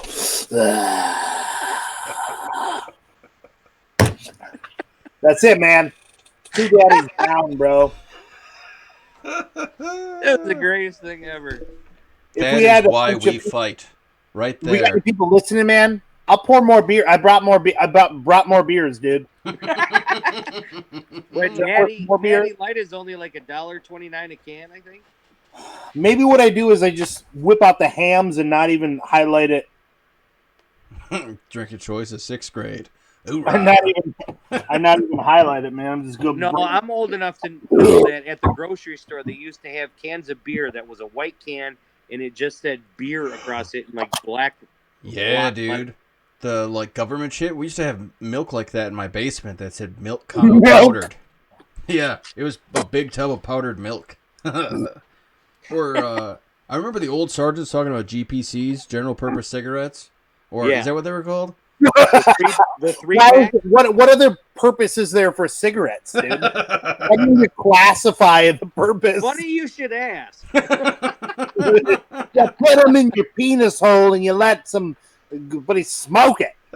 If you talk to military people and they went to Asia, Korea, all that area, Japan, all that fucking area, they would have the best stories about weird shit that happens. You did. Yeah. There's this haircut place that is legendary, I guess, and every military guy from Army, Navy, Air Force, Marines, Coast Guard knows that you can get a haircut underneath the drape. I get my head shaved, so I don't know if I'd be down with that because I'd jump and nick my head and there'd be blood everywhere and that'd be a mess. Yeah, your body's not. You all been to war. You're talking about your body being as fragile as getting snipped by a head shave. Well, shaving your head with a fucking. Just because we're badasses doesn't mean we can't self-care, bitch. Yeah. Just because I can handle the pain don't mean it don't hurt. I told the kid I work with at work today. I took on a kid, tried to teach him. He's 16.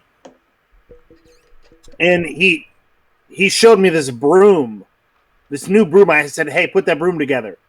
And he showed it to me. And the head of the broom is attached to the stock by a zip tie. And he goes, "Hey, man, I need a pair of scissors." And I go, and I took it from him. I snatched it from him. I said, "Hey, man, tools are for pussies." And I just ripped the head off the stock. And I handed it back to him. That sounds like mechanic school, day one for. Yeah, but later in that day when he needed a tool, he didn't use it, and I was like, "Hey, man, you got to use that fucking tool."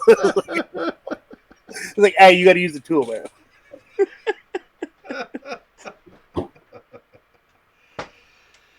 Oh man. But lessons are life lessons are pretty situational, really. Yeah, that's definitely the thing. Yeah, I mean, you can prepare, but it's never going to make sense till you're in the moment. And you can, but the thing too is, if you're paying attention, you can kind of utilize any moment to teach. I mean, that's sort of that's definitely what we're doing with this. Is we're stealing these movies to tell you war stories and give you lessons on leadership and. We could go into the strategy and tactics and all that shit. Maybe we'll do a series on that later. We'll get a tactician on. I got a couple buddies who were like battle captains and shit. But what's my brain doing? God damn, it just turned off again, man. Holy smokes. That's all, folks. I was like, however articulate I was before that, it just dropped. It disappeared. Oh, prepare yourselves. This is the difference, Steve. Yes, it is the Steven that likes to give hand jobs and sucks as a dick, yes. I don't know where that came from. I'm sorry.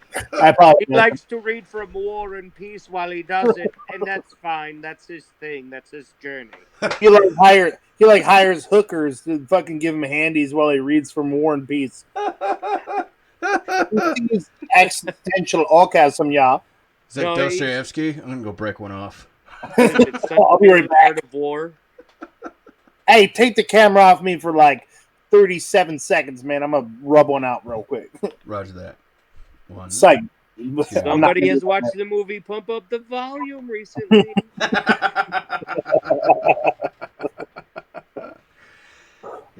So Ender's Game, that was pretty tight. Yeah, I mean, all in all, the story is great. It's another one of those movies that if you sit through it, and the trick to any fiction is remember that you're the hero of the story. So every story you're reading is your own biography.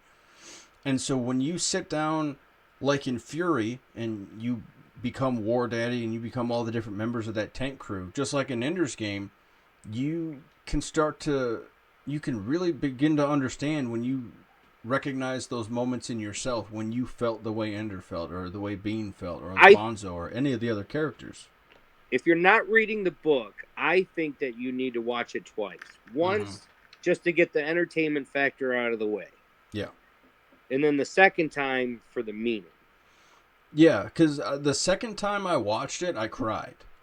When they blew up that planet, and it was definitely before they told him, but as soon as that laser hit the planet, it was a reaction I was not ready for. It just came, it was an authentic, just like, I was so sad for Ender and those kids.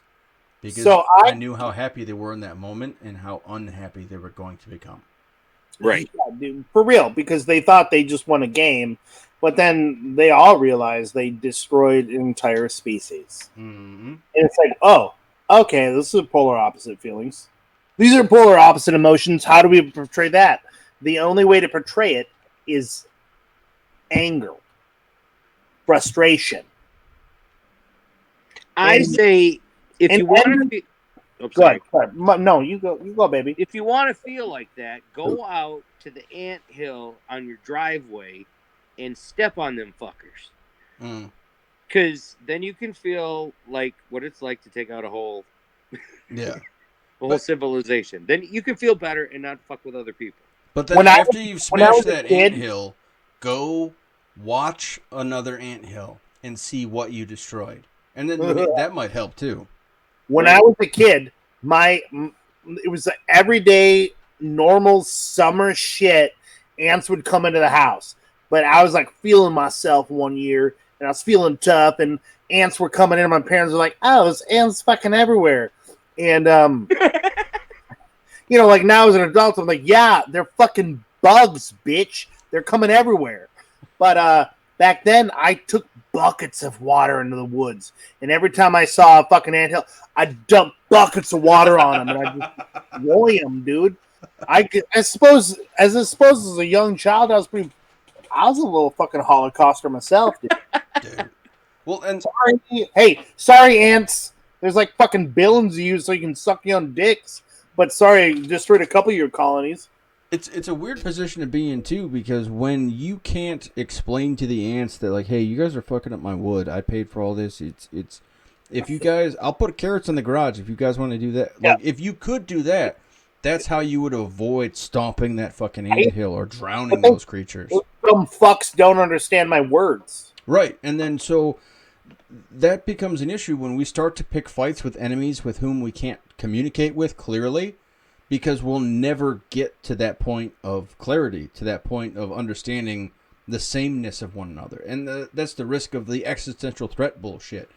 Of the getting yourself into a fight you have no other choice but to just fucking kill everybody. Because better safe than sorry. It's like us in Australia, because I don't know what the fuck they're saying. Do you guys think like a universal language would solve all? Steve paused for a second, like, is he kidding or not? Steve's like, we're not at war with Australia, right? Not yet. Wait 30 years. It's happening. Well, like, hey, mate, I want what you got, mate. Yeah. In supply at Selfridge. Give me a minute. Yeah. I'm almost like in 30 years there's going to be whatever happens with Australia, it's because I'm sick of playing video games and calling me mate. Like, shut up! Shut the fuck up! They make I ain't your mate, cheesiest- man. the I'm your cheesiest motherfucking. great shows on what is that, on Netflix or Hulu? It's like they're ripping off every show that's went on over here, but for Australia. But they just have a classier way of doing it. Which is weird because if you ever talk to an Australian in person, they're barbarians. Yeah. They're just giant grizzly bears. He's not profiling at all. It's the truth. Just go over there. Are you racist? No. Except for Australians. Yeah, those buggers. Dude, I think if you hate Australians, you're still not racist, man. Yeah. It's fucking Australians, dude. Oh. On a job application once, they put, do you speak any other languages? So I put Scottish, Irish, English, Canadian, Australian, and just named off. So I got an interview, and the lady's like, oh my gosh, you speak all these languages? And I just looked at her and I was like, I don't need to work She's here. waiting for Gaelic and Aboriginal, and you're just like, I can do this accent. Hey, mate. Right. I'm quadlingual. Oh, shit. All right, guys. Well, I think we've got a boatload of content we can play with. And Adam, if you want to play with this and edit it up, we would love to see what I you might, come up man. with. Yeah. It's been a really fun time, to be Good. real. Hell yeah, man. I like this format a lot with this Google Hangout whole thing, and even you switching through being the director. It's a lot of fun, dude. Yeah. And don't ever take this for granted. This is fun. Your border. Well, is you fun. You know gotta check us sometimes. how you put it all fit it into the border. And switch through the scenes. It's a lot of fun, man. Yeah, Thanks, it's man. been cool. I like the civilian point of view, if I may say that. Oh, you totally can, man. I'm civilian as fuck, dude. Legit. What I do is I go to work, I come home, I love and take care of my kids, and then I put them to bed, and then my wife's like, hey, you want to watch some shows? I'm like, yeah, baby, I love you so much. Let's spend some time with you. But always in the back of my mind, I'm like, I just need to get the fuck out to my command center and be my virtual self. Yeah. Find So this yourself is thinking so about good for me. Redstone at lunch. Oh, there's that. Are people still playing that virtual game where you create a whole character and you can buy stuff? Like you can make an in-game store and sell Second virtual Life. stuff. Yeah, dude. Yeah. And then Second Life, and then there's VR ones coming out, and then I've seen them on. There's like 2 for PlayStation. There's 2 different kinds, but Second Life my brother got into Second Life early in the internet's history, and Second Life was the kind of place where my brother would go into virtual leather bars. And Sean, is that the Sean Saley yeah, that I know and love from Facebook? Mm-hmm. I'm sorry if this is inappropriate, but he's recently embraced his coming out. Yeah. That's beautiful, man. Yeah, dude. He's finally putting the flames on. I'm like, thank God, man. I know. I've been waiting for him to turn into that butterfly. Hey, I'm sorry for saying this might sound offensive a lot, but I love the gays. I'll tell you not what. Sexually, The gays of Waterford are probably the best. they're just so much fun, man. And especially when they realize that they're superheroes, that the only thing preventing them from being warriors is that first fight they need to pick. Yeah. And then watching them pick their fights, that's been kind of fun in this whole new era of fuck you. Right, I gotta say it. On the new Queer Eyes, I love it. At almost every one of them. Dude, yes. And that one about that school teacher? It was so good, man. Oh. Dooley, Miss Dooley. Yeah, You talking about Miss Dooley? Oh. I feel like I know her. I feel like I love her. And I feel like I'm so happy that she realized her true potential. Right. I can't even watch this. The one I'm on now is with the veteran that got kicked out for medical for traumatic brain injury, I think. Mm. I can't get through that one, so I'm going to skip it. Why, But- to give him the Skip it, camera? you fucking coward. You've been to war, man. You're not Queer Eye? Jesus Christ. What was his Watch address it, bro. again? What?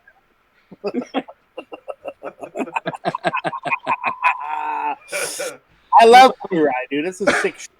Yeah, I think it's cool. But anyway, did you want to wrap up, Steve? Or I'm sorry. Yeah, let's. I mean, we've been through most of the notes. I mean, all the great quotes that, for editing purposes or brain. Jesus, kid. Like,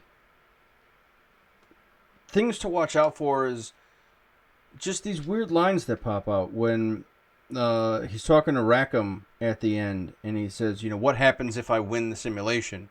He says, then you can face the real enemy. Knowing full well that he's the real enemy and Anderson's the real enemy. He knows full well that they're the bad guys now. And that Ender's not going to be able to... Ender's commanders are the bad guys? Yeah, I mean, essentially, they're the ones who decided we should off an entire planet. Like as decisive as the A-bombs in Japan were at the end of World War II, all of those guys died knowing they were bad guys. Robert Oppenheimer did not feel like a good person, nor did most of the people who knew what the fuck was going on. Those pilots did their job, and they knew they saved a lot of lives, preventing a lot of fights that were, they were trying to do that one thing of let's make this fight stick so we don't have to fight ever again. But there's nothing joyous in that. There's nothing sort of enjoyable. And when he gets through that, he has no choice but to face them. But he's definitely strong enough to do it, he realizes. Can I steal the show for a minute and, Yeah. and talk some personal shit? Yeah. I'm going to steal the camera. Oh, thank you. So we're talking about these past warfare conflicts. We're talking about your guys' experiences in current warfare. And I'm here as a civilian talking about my experience as like a fucking gamer and like a dad. But you know what's the most real shit to me? Is that when I get in a battle with my son, who's 5 years old and fucking amazing, and he's incredible, but he's also so savage. He's got a savage instinct to his heart. Yeah, you can see the chimpanzee if you're not careful. It's unbelievable the shit he comes up with to try to navigate his feelings, which if he just embraced his sadness and his failure in his existence, it might be a little more palatable for him. But it's not, dude. He, for some reason, he wants to be great. Failure. He probably wants to be great and doesn't think he's great yet, and thinks there's a problem with that. Man, that's fucked up. There's something in it, There's something about humans where we know that the ape larva we start out at isn't enough. There is, like, if God exists, he thinks you're stupid. Otherwise, he wouldn't invent learning. Like, it's obviously not enough. There's something in us that makes us fully aware that we're not the strongest creature in the room. And then when people think they are, it's called narcissism, and we give them medications, and they're like, "You're sick, motherfucker," because there's something so important to understanding that you're not worth that much. But being a parent to what I believe to be an epic child. And that might be biased, but I really do think it. He's fucking gorgeous, dude. Legit, like, I feel like he's muscular and perfect hair, and his bone structure is just like sick as hell. Like, I hate looking at him because he's just like perfect, dude. And I'm like, oh, is he really? Yeah, he is. Did you get DNA testing? You sure he's yours? Oh, I know it. The way he fucking... Dude, I've recently showed him the entire Lord of the Rings trilogy, and he's fallen in love with it, in all the aspects that he loves. Is like, oh my god, what's Aragorn's sword's name? And I'm like, Yeah, it's Anduril, formerly Narsil the Shattered, Sword of the King, Sword of the Flame of the West. Like he loves that shit. He's my son for sure. Yeah. Yeah, my daughter plays World of Warcraft, so I was pretty proud of her. Legit, really, truly lost my train of thought, but these kids are the future, and they must. They're like minuscule, hyper, energetic love for all the shit that does not matter. I really think must be considered into the reality of our future because these kids are our future, man. And right now, my son loves fantasy and the lore behind shit. I'm not saying he's gonna grow up to be a historian, but he loves why things are so amazing. What do we got to tell these? What do we got to tell these kids? And I'm trying to stick with a military / civilian concept here, but like, what do we have to tell these kids? I think the reality is so great because we fucking fucked up all these other countries, or because we're in warfare for the past 60 years. Like, what do we tell these kids, man? Right. I mean, your boy thinks this is what war looks like. We've been at war his entire life, and he thinks this is what it looks like. Because this is the only sliver of the war he's seen. Is the pieces that come through and the memories that Tolkien took from World War I. And because he couldn't tell you what it looked like to watch his friend die, he told you what it looked like for this other guy to die. And like all that, those are the fields of Verdun, just in a different language, because Tolkien couldn't tell you what he really saw. But there is something important to that, of the why, of like, why is this so beautiful? Why did Tolkien have to leave Earth fucking completely? Because there's no way he could live on the Earth he was from. Another fantasy world, complete with war and characters and creation and everything. Yeah, it's the easiest way to tell the truth. Existence that he, that experience, Yeah, these fictions are, and that's a lot of what's important, is like, as we drag people through these fictions, and like when Santa Claus was explained to me, it was mom and dad buy the presents, and Santa Claus is this idea, and so moms and dads pretend to be Santa Clauses, and we all take turns. It's a game for adults, and so we say the most expensive one is from Santa Claus, and that's kind of our thing, and blah blah blah. And so moms and dads across the world do this, and they sort of take on. So I fully believed in Santa Claus because that's a Santa Claus you can obviously believe in. Oh, it's a character you pretend to be every Christmas? That makes sense. I'm fine. Good enough. But then when I told the kids in 5th grade I believed in Santa Claus, they fucking harangued me. Like, you fucking idiot, you fucking piece of shit. Because they had just learned Santa wasn't real, so their heart was broken. Or Santa wasn't real in the way they were told. And it's that same thing in the deep end. We let go of their hand, and we didn't tell them how deep it was underneath. We walked them all the way out, and we let Santa Claus be a dude for so many kids until their heart gets broken, basically. And then that's the new game of, when did your kid have their first existential fucking meltdown as they realized this guy they've been feeding for the past 9 years ain't even real. Well, and then they start questioning everything. So then the next question is, Easter Bunny? Right. No. And that line of questioning, like, once they find out Santa's not real, that's how a lot of kids go, so what about God? Because he's always watching too, right? So how many of these watcher fucks aren't actually paying attention? 18 years. It took me until 18 years to question God and why I've been praying every night of my fucking life. Like, it was my 18th year where I was like, I'm going to stop praying. See what happens.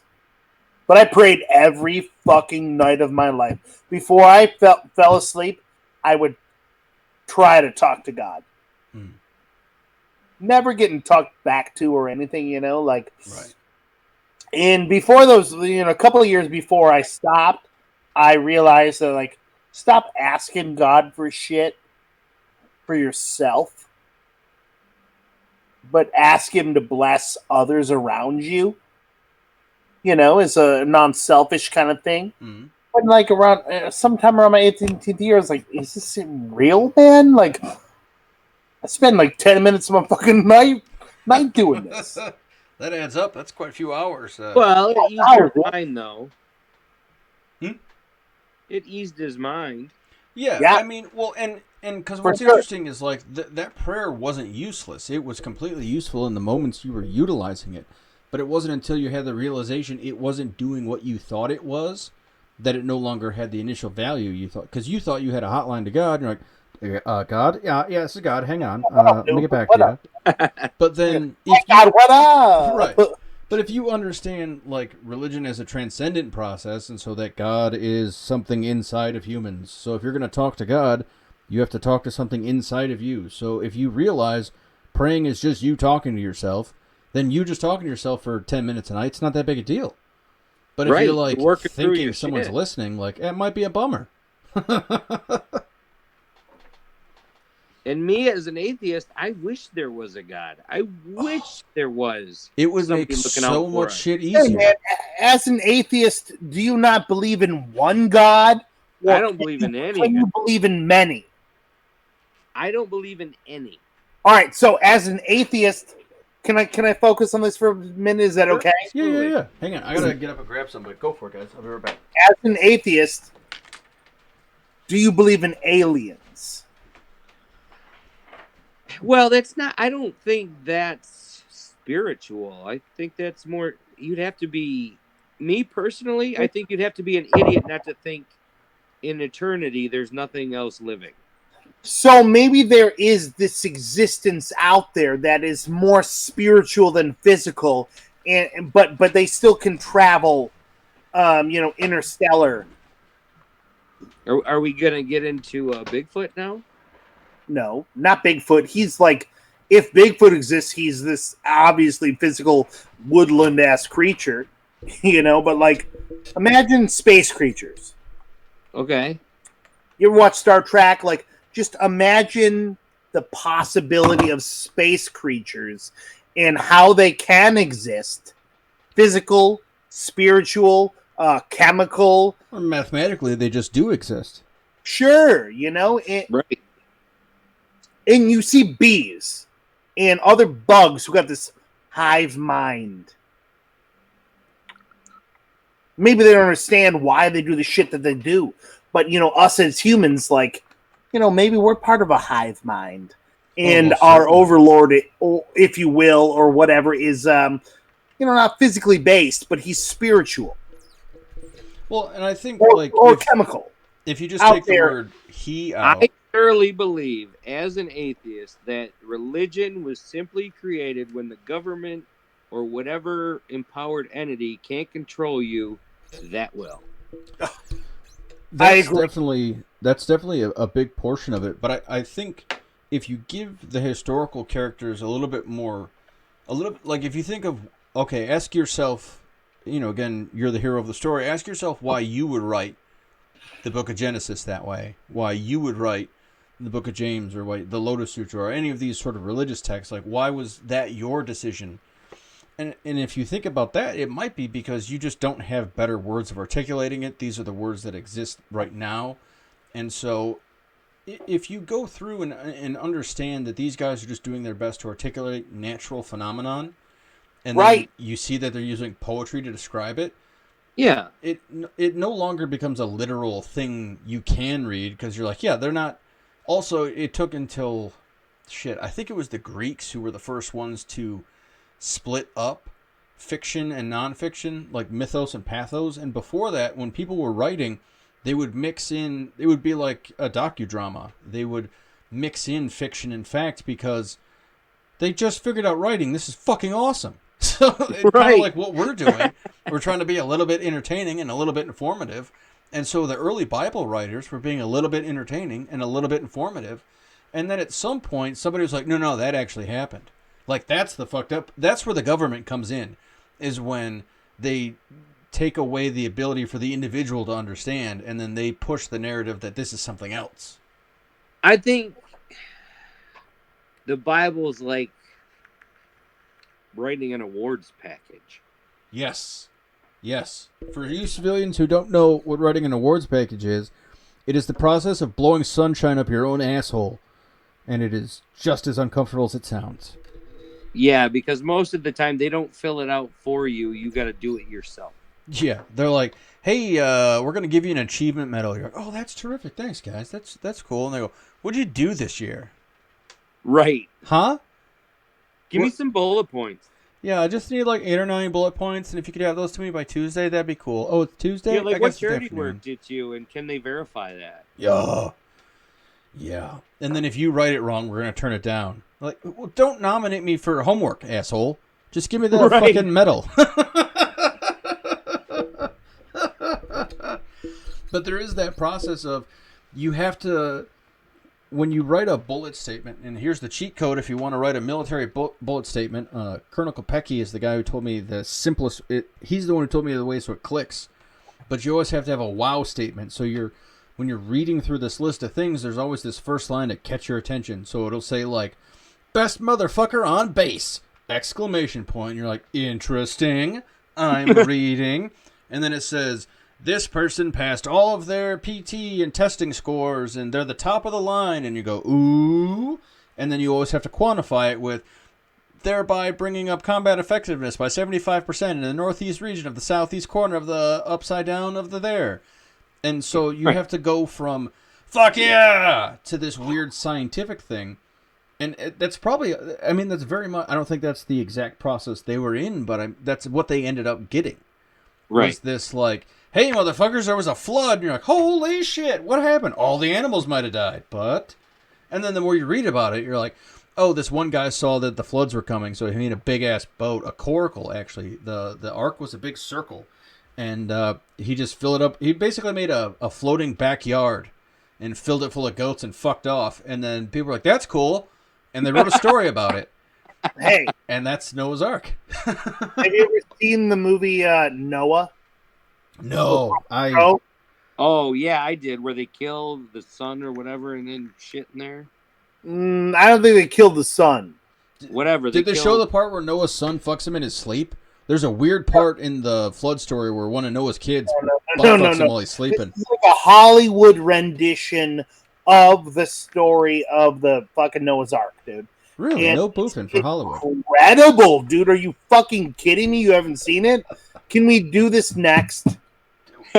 Dude. Can we review Noah next? Oh, shit. I forgot to all of our people who are, well, I think we've just had Sam and ourselves watching, but anybody else who checks in, there is a poll on the, I am so shitty at the cameras today, guys. We'll figure it out. I think you've been doing great, dude. I think you've been doing great. I've been watching.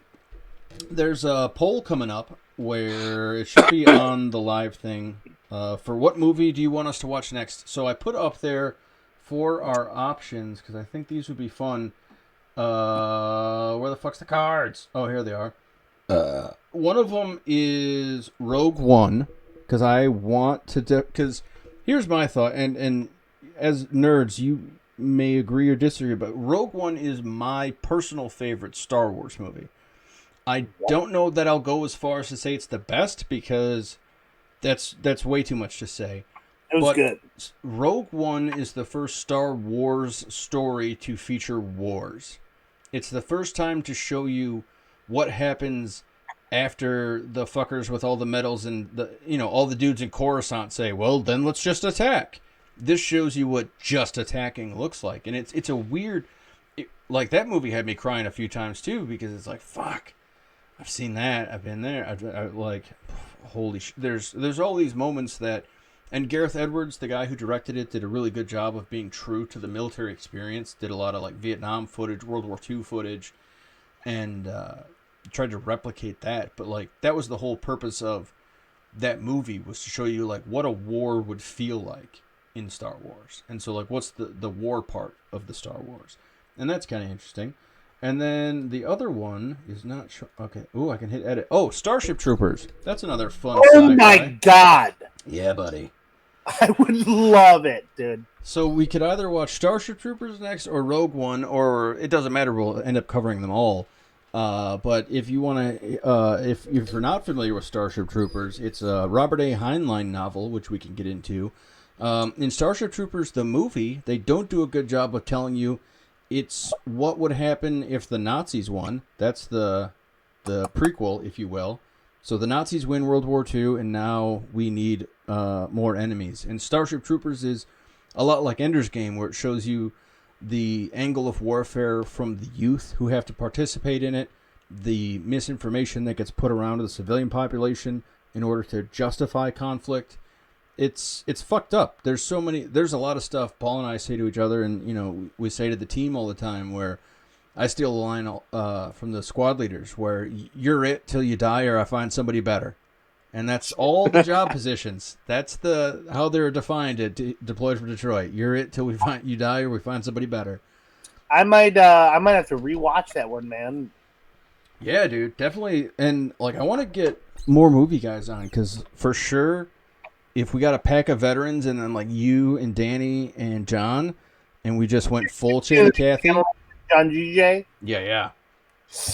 I could get him, man. We got a text. We got a text thing going. Yeah, we got to tag team him on it, because he wrote the theme song for us. The opening song is "Skeletons" by NTM. John GJ. That's his song. Yeah, brother. I take a bong rip. You want me to go for it? Give me the camera. Yeah, buddy. Let's show the kids. I'll show the kids how to really do it. The kids try to watch me sometimes, but I say, are you trying to look like Jesus hitting a bong or something? Because that's kind of awesome. Hey, motherfucker, just check this shit out. It's a good light effect.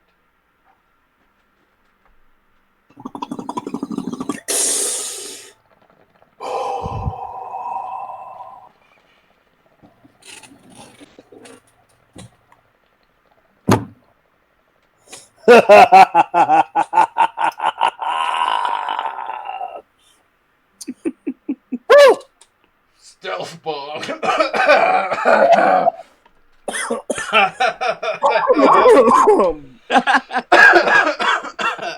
The ultimate goal is get Dan and John on here, man. Yeah, dude. We're going to get a whole...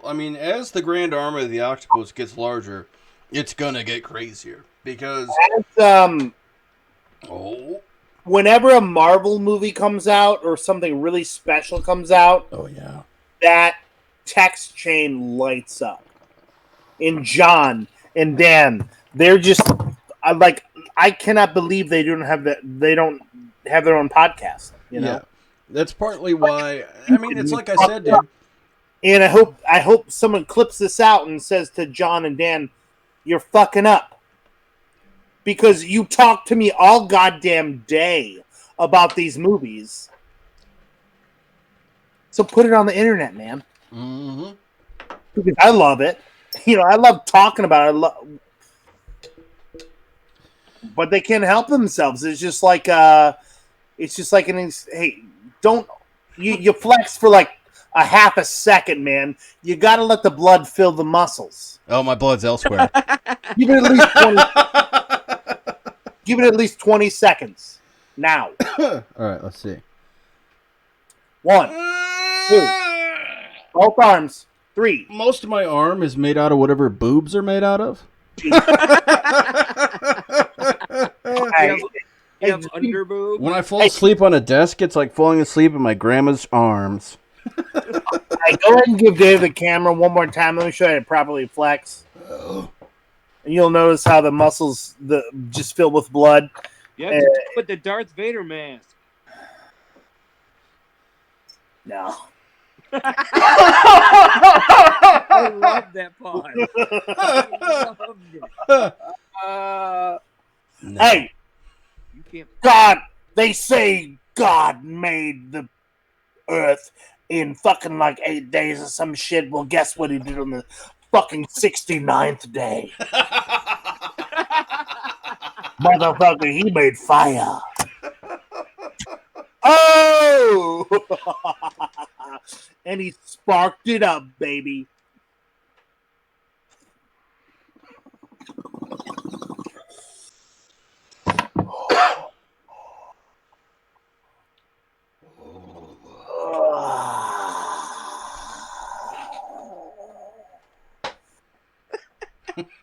Give it just like a couple seconds, let the blood flow to the muscles, and then really pop them out like wings, baby. Oh, Billy. Oh, check it out. You want to get really fucking crazy? You just boom, pop the lights on, and it looks real good.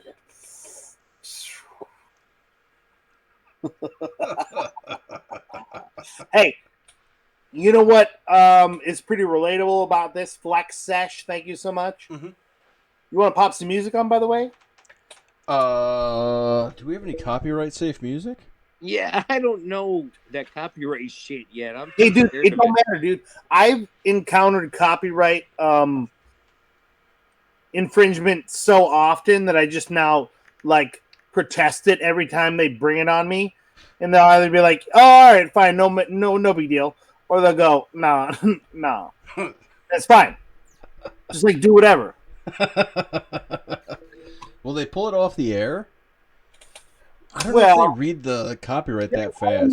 They'll only piece out legit. They will only piece out the sections of your footage. Oh, weird. Yeah. That's pretty They'll crazy. just remove or mute sections of my copyrighted footage. That makes sense. Dude, that's creepy that they got that, but saves us time and money. It's like just feasible technology for our age. Yeah. Dude, You know, like, dude, I will be at work, right? So when you look at shit on the internet and you hey, I'm watching myself on your screen right now. I just love it.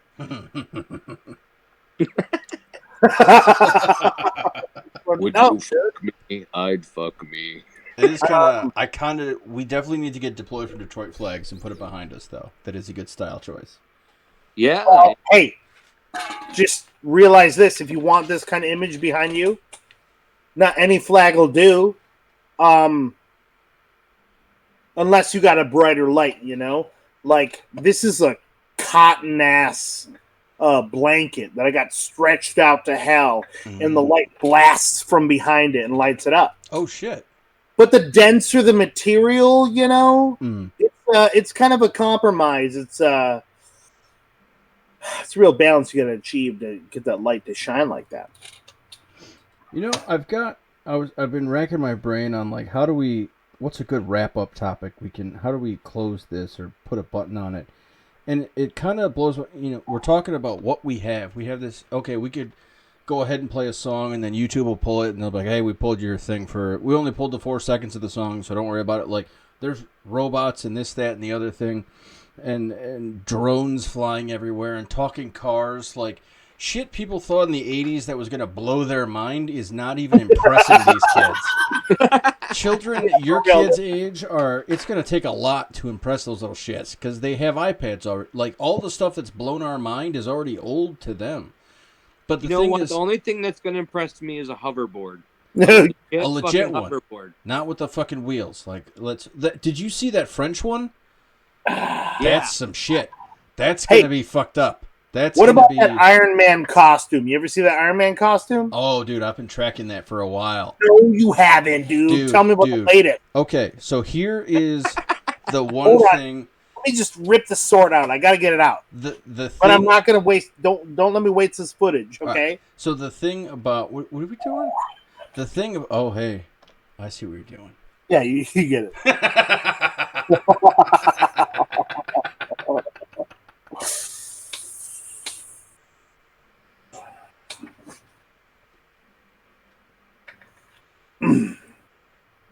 You know what's real time?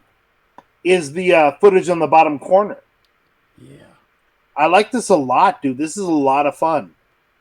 Good. Hell yeah, dude. You're on the team. Question.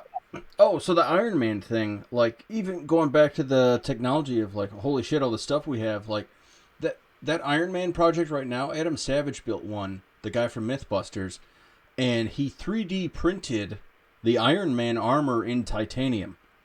Oh, what are you talking about, dude? Hold on. Yeah. Hold on. Give me. Yeah, let me see if I can pull up we'll do clips in the editing. Things in other materials than plastic. Oh, you betcha. No, shut your mouth. Metals, woods. Yeah, dude. If you can make it smaller, we can print it. 3D printing myself tunics. Yeah. What Dude, about leather? Tell me about leather. I don't Can't know. 3D print leather, man. Probably I could tell like you about leather. leather, but I'd rather show you. Yes. You could do synthetic leather, but like, so that 3D printed titanium armor is custom fit and it's also bullet and explosion proof. And so, what you could do if you wanted, and what is surprising to some others, is that you could have a 3D printer on a battleship in the middle of a carrier fleet, or whatever the fuck they're called. But in the middle of that battle fleet, you can have a 3D printer that's going to 3D print drones and battleships. And so we can build a weapons manufactory in the middle of the sea or in the middle of the land. It's going to get to the point where All right, give it. we're out of options. We'll it. be too powerful that we'll have to be destroyed. I don't believe Listen, we got all this shit, nothing to do. What do you want to do? Let's All right, so get up. I don't believe that the human race is like capable of 3D printing. Like, you ever hear of Star Trek: The Next Generation?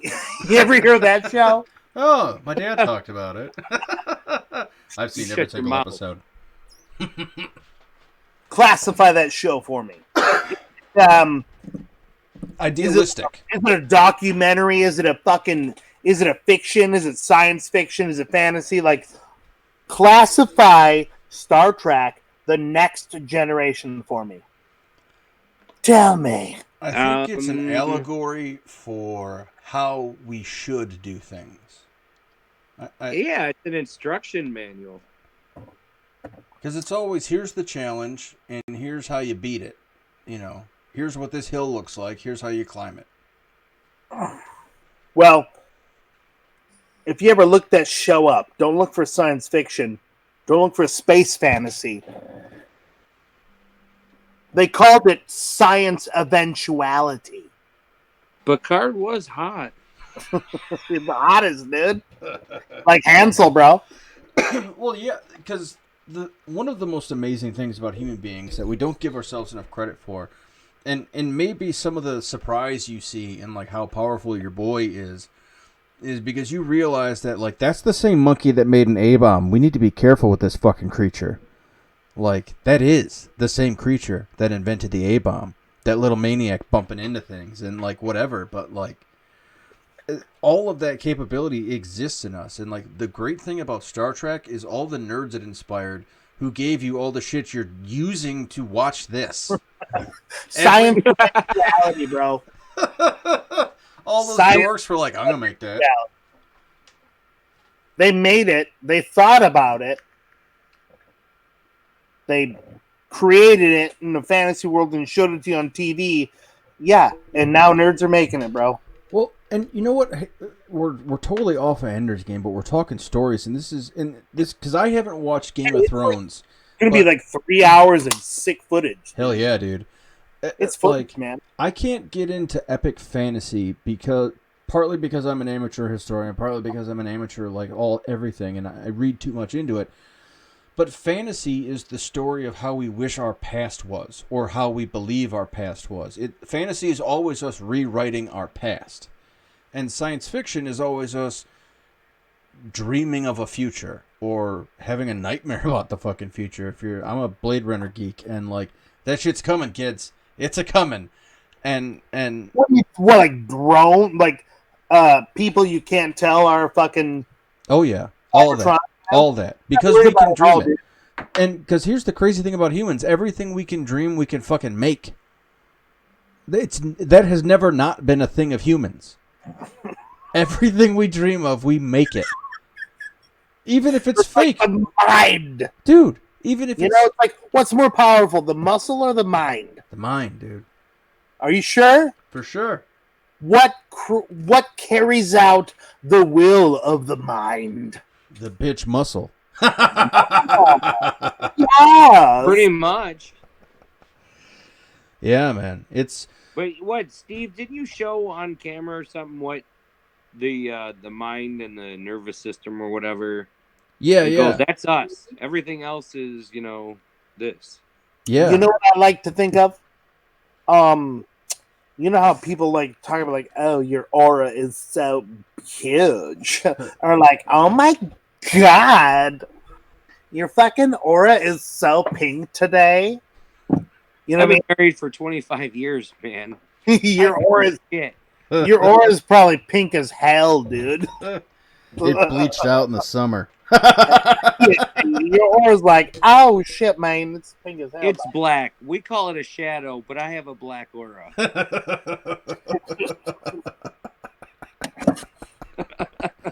I'm just saying, there's another way to look at a human being. I Mhm. know. Well, and that deeper level. Fucking hair is, or like how fucking dope their glasses look. Right. You are a sexy bitch. Wow, check it out. Hold on. Hey, put on a song. Hey, Steve. Dude. Okay. This one probably won't get pulled as quick, and I think you'll love this song. I think I showed it to you before. It's Can you some give me like the screen? Viking ass stuff. Yeah. It's a band called Danheim out of Denmark, singing about being Vikings, because that's fucking awesome. All right, coming at you. 75 and sunny here in Metro Detroit. Coming out of Copenhagen, we got Danheim with their song, A Berserker.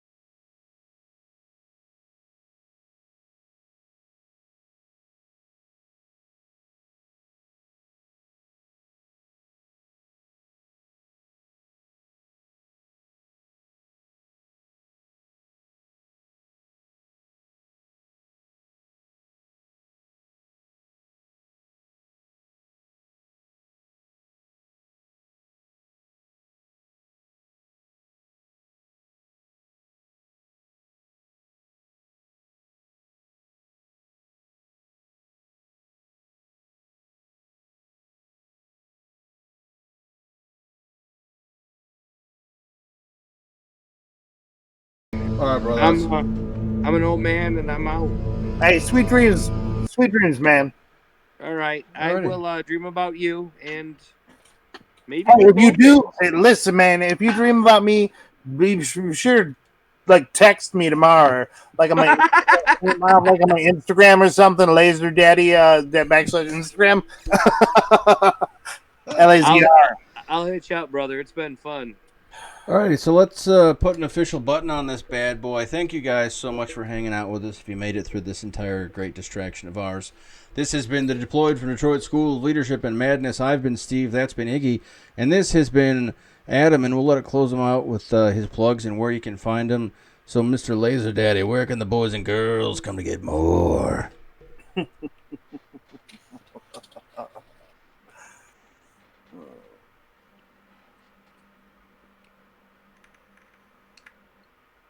And dead air. No, I was just waiting to see it on the screen, dude. Oh. I'm not gonna waste material. You know, I was waiting to make sure this fucking stream was seeing me. I'm like, this motherfucker just I froze don't, up on the camera. whole time I was like, "Ooh, he looks like he's so sleepy and comfy." Yeah, well, I gave my computer to my daughter because she doesn't have a good one to do her college from. So I gave her my gaming computer because that's the kind of father I am. Hey, just you know what? Make sure she ain't playing Fortnite on it, man. No, she won't play Fortnite. That's a bad word to her. Dope. Yeah, it's a shame that that's what's teaching children how to dance now. Jesus Christ. Yeah, but at least children are dancing, I guess. Yeah. No, I think it's great that they do that. That identifies the one to stay the fuck away from. Oh, there's the spaz. All right. He's going to talk way too long about stuff I don't know about. Yeah. And then you can get this box, and inside the box there's this stuff. You're like, oh, okay. All right, I'm Then sure if you it's buy great. the Samsung phone, you get this outfit. I'm serious. I know people that have bought phones specifically to get outfits on Fortnite. That is terrifying. Dude, we need to make Fortnite outfits. Dude, how do we infiltrate Fortnite and all that shit as the grand arm of the octopus? How do we get our fucking sticky tendrils in there? You don't want to put your efforts into something that's not worth it, man. No, I don't want to destroy just Fortnite. We destroy bad. all of them. Well, you don't start with Fortnite, dude, because it's just the fucking... It's dead, man. Well, one way you can think of Deployed from Detroit and Steve and Paul and myself is just like in Ender's Game and with Ender, when we hit one target, all of them fall. So just don't target the battle royale genre because I still like to play Blackout. Blackout's good. People just need to chill out with the I'm N-word. going to bed, you fuckers. You're gonna pull me. Hey, later, player. Later, buddy. All right, Later, bye. player. All right. So, brother, I got us on the split screen to say goodbye. Are you gonna go, man? I think so. I think I've forgotten what I was talking about a number of times, but I think there's a dead horse with a black eye somewhere. Was it okay? Yeah, man. I think everything. We hit a lot of great topics, and then the benefit of we got exactly what I was kind of looking for in bringing a civilian into the mix with us crazy veterans is having those kind of aha moments with one another, and kind of sort of bridging those gaps of like, yeah, we've seen the more fucked up end of this, but like, here's what whatever bit we can help. It helps that. We suffered for a reason, but it also helps that, like... Hey, check it out. What? Can I see it? It's not on the screen. Are you gonna... Can I steal it? Do it. Are we still live, by the way? Oh, dude, we're still live. Yeah, this is still... I think Sam's still like, what the fuck are these idiots up to? So, maybe all veterans risk it all to make sure us civilians can like live our lives as dope as we want, and not anymore ever does it become more clear to me when a gamer is living out his fantasy life, fucking chopping and fucking slicing and looting and just being victorious in his virtual life. Well, fucking soldiers are out there actually doing it. Yeah, that's fucked up. But you know what? There are people out there living that fantasy life.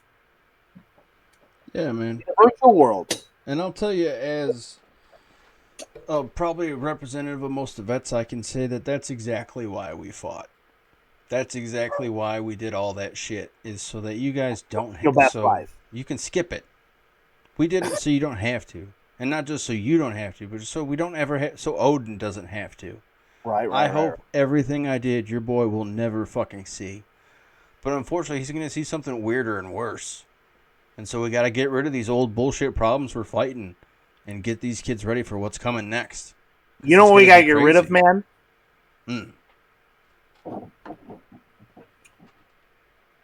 evil. We need to get rid of the idea that evil is powerful. Yeah, I like that too. I like that a lot. Evil is temporary. Evil Yes. happens in a matter of moments, and we choose to keep it going. Check this frame out, dude. Yeah. Here. There you go. Oh, dude, that looks like you're about to give a speech on something like probably risky, and you might throw a couple gamer NY. Maybe the flag's a bad idea, guys. Uh-oh.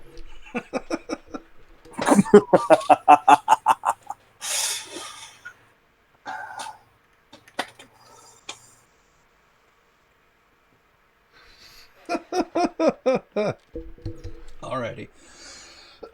So, for the sake of our one dear fan, I think I'm going to call it quits reading. But you can find Adam and follow him on mixer.com/laserdaddy, Instagram laserdaddy, and that's spelled LAZRDADDY because American education.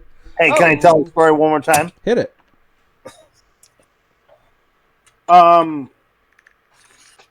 When I called that fucking radio station, 97.1, the ticket. I was fucking like blowing with a leaf blower, and I had the fucking radio on and my headphones. You know, it was like so dope, dude. And my work is obviously gorgeous and beautiful. I decided to call in. I said, man, I got to do this fucking laser data thing on this radio because they were talking about Fortnite and the kids winning money and streaming. And I called in. But you know what? Talking on the radio is pretty nervous. They ghosted me, bro. Yeah. It's usually like, hey, caller 5, what do you got for me? Uh-huh. Any mo? Okay, well, caller 6.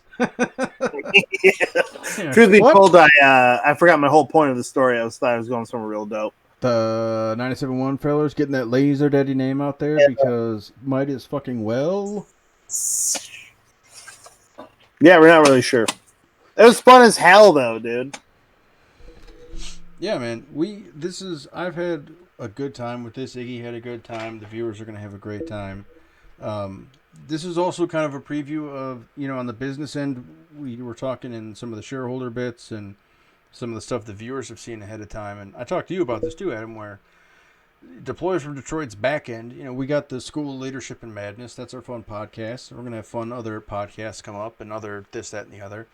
But the back end of this is the Grand Arm of the Octopus, the Deployed from Detroit building just a community of whoever. Creative people who want to tell people what's going on. And this has just been a fun way for us to, why are these grizzly old veterans talking to this fucking, this guy. Look at this guy. Because this is what we fought for. And Adam has lived an amazing life, and he is, in any other lifetime, had he been forced to fight, he would have been a great person to fight beside. But he lucked out. And there was a line, so he didn't have to go. But, there are so many of you out in the community who have great things to say or just great things to share. Creative things, fun things, crazy things, smart things, painful things. And there's no reason for you to not tell your story and share your story. And so part of that, part of our mission of being your sergeant, your personal sergeant that you've already prepaid for, by the way, is letting you know that you are just as bad a motherfucker as you think you are.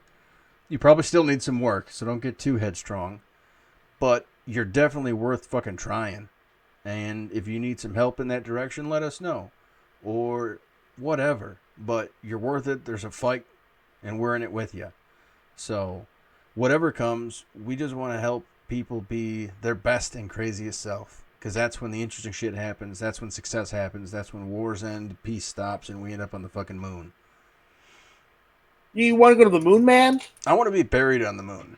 I want to go to Mars, dude, because I believe there's actually, usable soil underneath the crust. Oh, yeah. But the moon's just like a crusty-ass piece floating, Yeah. I want to go to the moon, dude. That'd be dope. Sure, but, Well, I think like in my I lifetime, wasn't putting a like, house down, you know. because here's my crazy thought. Because part of our, like part of inspiring or trying to inspire or having a vision is having a goal that you're never going to fulfill, having something that requires you to die at the end, like, because it gives you that sense of time.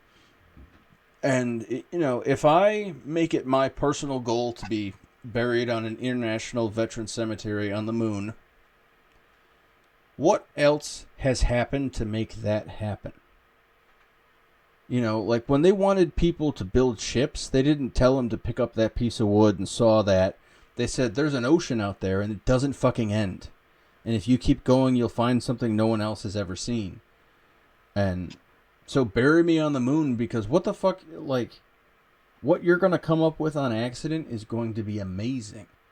And so, yeah, maybe I'm too short-sighted in being buried on the moon, but okay, let's open a mall on Jupiter, or let's open a theater in another galaxy, or whatever. But Steve, stop. Let's get out May of I, here. please? Hit it. May I hijack you, man? Because you just ripped inside of me and gave me the idea about being buried on the moon. And when I said I want to go to Mars and lay down a house, I'm thinking about this physical thing, dude. Because maybe I could exist on Mars. I know you can't exist on the moon, dude. But maybe you want your spirit to release out of your dead fucking body on the lunar surface. Yeah. Not on the earthly plane. You know what I mean? It's a hell of a view. If there is a spirit, that's a great place to find out. Oh, yeah, dude. Launch me, bro. Hey, check it out, dude. You ready to invent the next multi-billion-dollar idea? Do it. A fucking a business that launches your dead ass on the moon, dude. Yeah. Before you die, you're going on a moon journey, dude. Ooh, moon hospice. It's like moon hospice that. Okay, so can I? Hey, oh shit! I'm gonna play. Do you mind if? Are you okay, dude? You stayed up for a while. Is this fun? Fuck it, yeah, man. Let's keep at it. Are we still live? Oh yeah. Oh hell yeah! Yeah, we're just dude. burning tape. We got 4 people watching now, so. Oh, what's up? What's up? What's up? Can I play some crucial tunes? Oh, dude, let's do it. They didn't pull us off last time, so fuck it. That's part of the benefit of being a non-profit, is I don't give a shit about making money. Hey, neither do I, though, and I'm just like trying to burn all my midnight oil on this shit. You know what I'm saying? Mm-hmm. All right, so what I got to do, though, it's going to take me a second. Mm-hmm. So, like, feel free to, like, do your own thing while I set it up. Yeah. Ooh. Yeah, so I think we definitely have enough material to say we have covered Ender's Game, so that's good there. I like the stuff we got into with video games and realities and all that, because that's something that, like, that's going to be the next thing that is, like, you know how our parents' generation and our grandparents' generation, there's just some shit they can't wrap their head around. They're just like, I don't get it, fucking stop. And then for some people, that's religion, race. It's like, they're just like, no. There's going to be the thing when people have dual lives of their meat self and cyber self, or when they have a more, like, there's going to be a time when you're going to have a cousin who's just got a catheter and an IV and looks like a fucking Frankenstein monster, but is balling hard in Second Life and doesn't give a shit. Like, people are going to start plugging into the Matrix on purpose. Ask yourself this. If you were about to, like, I'm going to say some offensive words right now. Hey now. Not on purpose, but, like, if you were, like, a cripple or I am a cripple. Retard, I might you know, or like couldn't think right or some shit, would you rather be like dead or like absorbed into a virtual world? Right? Dude, I have, like, it's kind of fucked up to say sometimes, but my body hurts all the time, and then I have a neighbor who is missing some limbs, And I have this shitty thought in my head where I'm like, that'd be nice, looking at her prosthetic legs. Because I'm like, at least she can't feel those goddamn things. But she got them legs that bounce. No. They're just like regular. These seem like pretty general purpose. Pretty high tech. Like, you can't tell. Like, I've just But because she got a little extra spring in her step or anything? no, like I've seen a bunch of amputees, so like I can spot it, but like nobody else could probably tell. She's not wearing like thigh high shorts or anything with it, but like it is a weird kind of fucked up thought of like maybe I wouldn't mind being plugged in somewhere else and just like fuck this body. It's not doing a whole lot right now. I mean, that's partly my fault. I'm not utilizing it to its extent. But on the other hand, like if I could go, there's going to be a moment where we can create our own heavens and hells in a literal lifetime, in a literal moment. And it's insane. Sorry, just get it up. Dude, it's crazy. There's people who do this right now just on Facebook, and they don't have the benefit of the fancy graphics, and it doesn't look like World of Warcraft or Second Life. It doesn't look like these immersive experiences, but it's far more immersive to them because it's them just constantly in contact with other human beings and creating these personas of who they are and what they represent and what they believe, and they get bonus points for this and they get bonus points for that, and it's the same shit. It just So how many fucking bonus points are we getting doing this? Because we blasted this shit out on Facebook, and like all our high school buds could be like watching it right now, and that's exactly why we did it. Yeah, I mean, well, that's kind of a weird area to look at too, because I forget the name. You're like the shining knight of social media when you do shit like this. Yeah, as far as actual efficacy, like versus the like, fascism's dumb. Thanks, fucking for your like what? Do something. And maybe that's something we can kind of sort of inspire people with too. Is like, what you've got going is awesome because you're doing it. That's what makes it fucking awesome. Like, whatever it turns into, it turns into. Whatever it was. But like, every moment you do it makes it fucking rad. And so it's just a matter of so many people deprive themselves of moments for no goddamn reason, or because somebody told them they didn't deserve it and they believe it. But hey, what about those people who don't experience those moments for whatever reason? Do you really feel like it's your duty to push them to include themselves in these moments? I do. Yeah, I do. There's it's kind of a weird. I like. Paul was giving me shit for becoming a Buddhist. He's like, "Why did you become a Buddhist?" And I was why like, not? "Because it's easy." And he was like, "Exactly, because it's the easy one." I'm like, "But why does religion have to be hard?" And he's like, I'm like, "Haha, gotcha." But there's what? I just lost my thought. What were we on? The Buddhists were talking about it, and I had it in my head. You just said it. It's your spiritual existence, your third, second. It's like, you know what? Maybe one of my parents drugged me to church every fucking Sunday.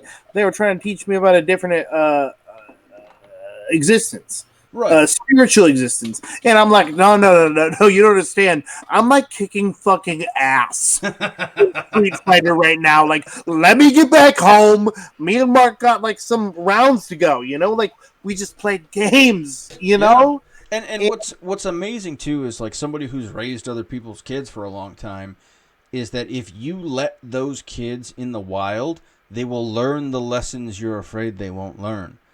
If you let them go and beat each other up, and I call it puppy time because they got to go smell each other's butts and get in fights and rah, rah, rah, rah, rah, rah, and that is how they will learn. Like, oh, that's too hard. Oh, I'm this strong.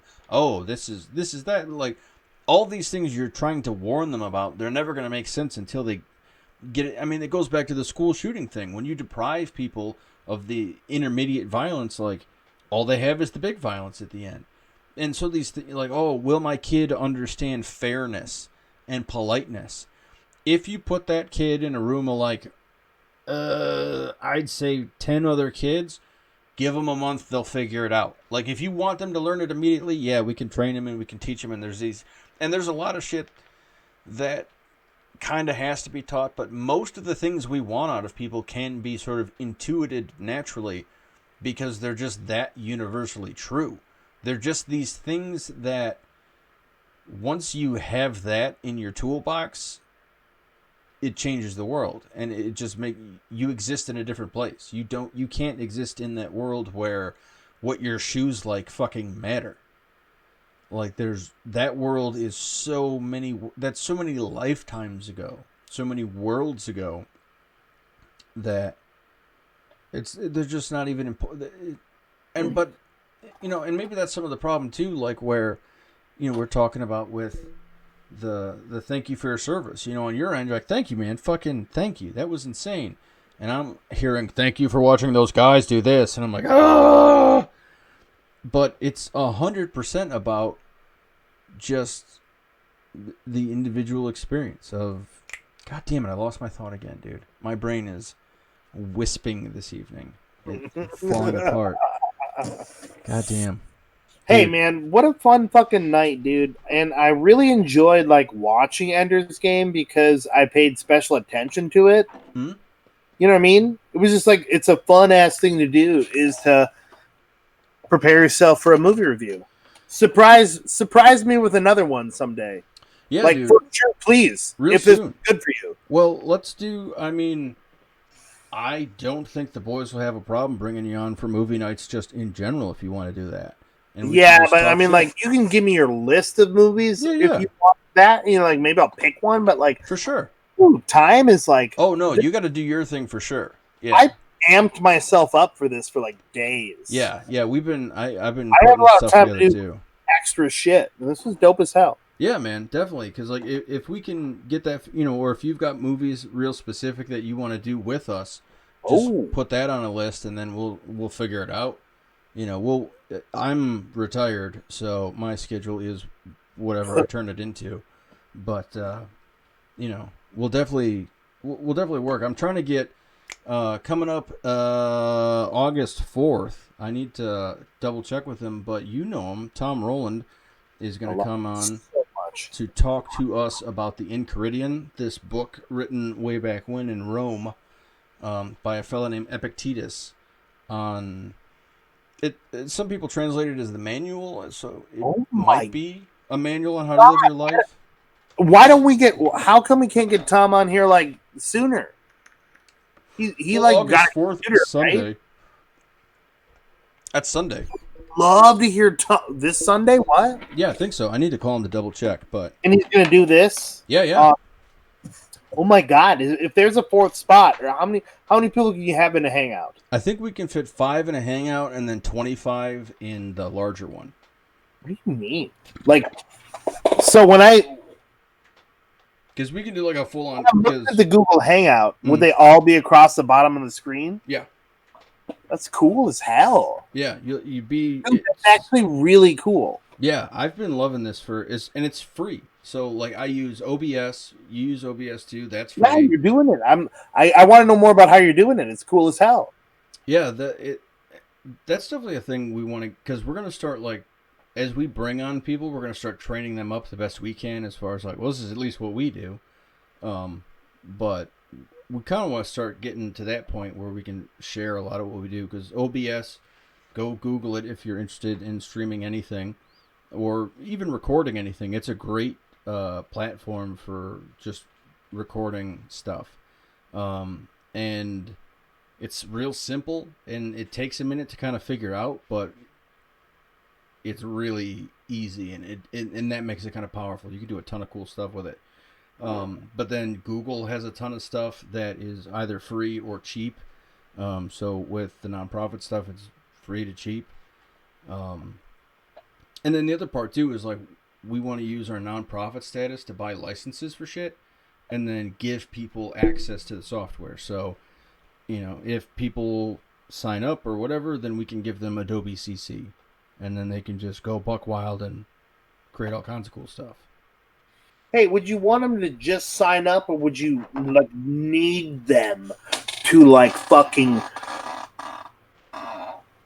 prove themselves worthy?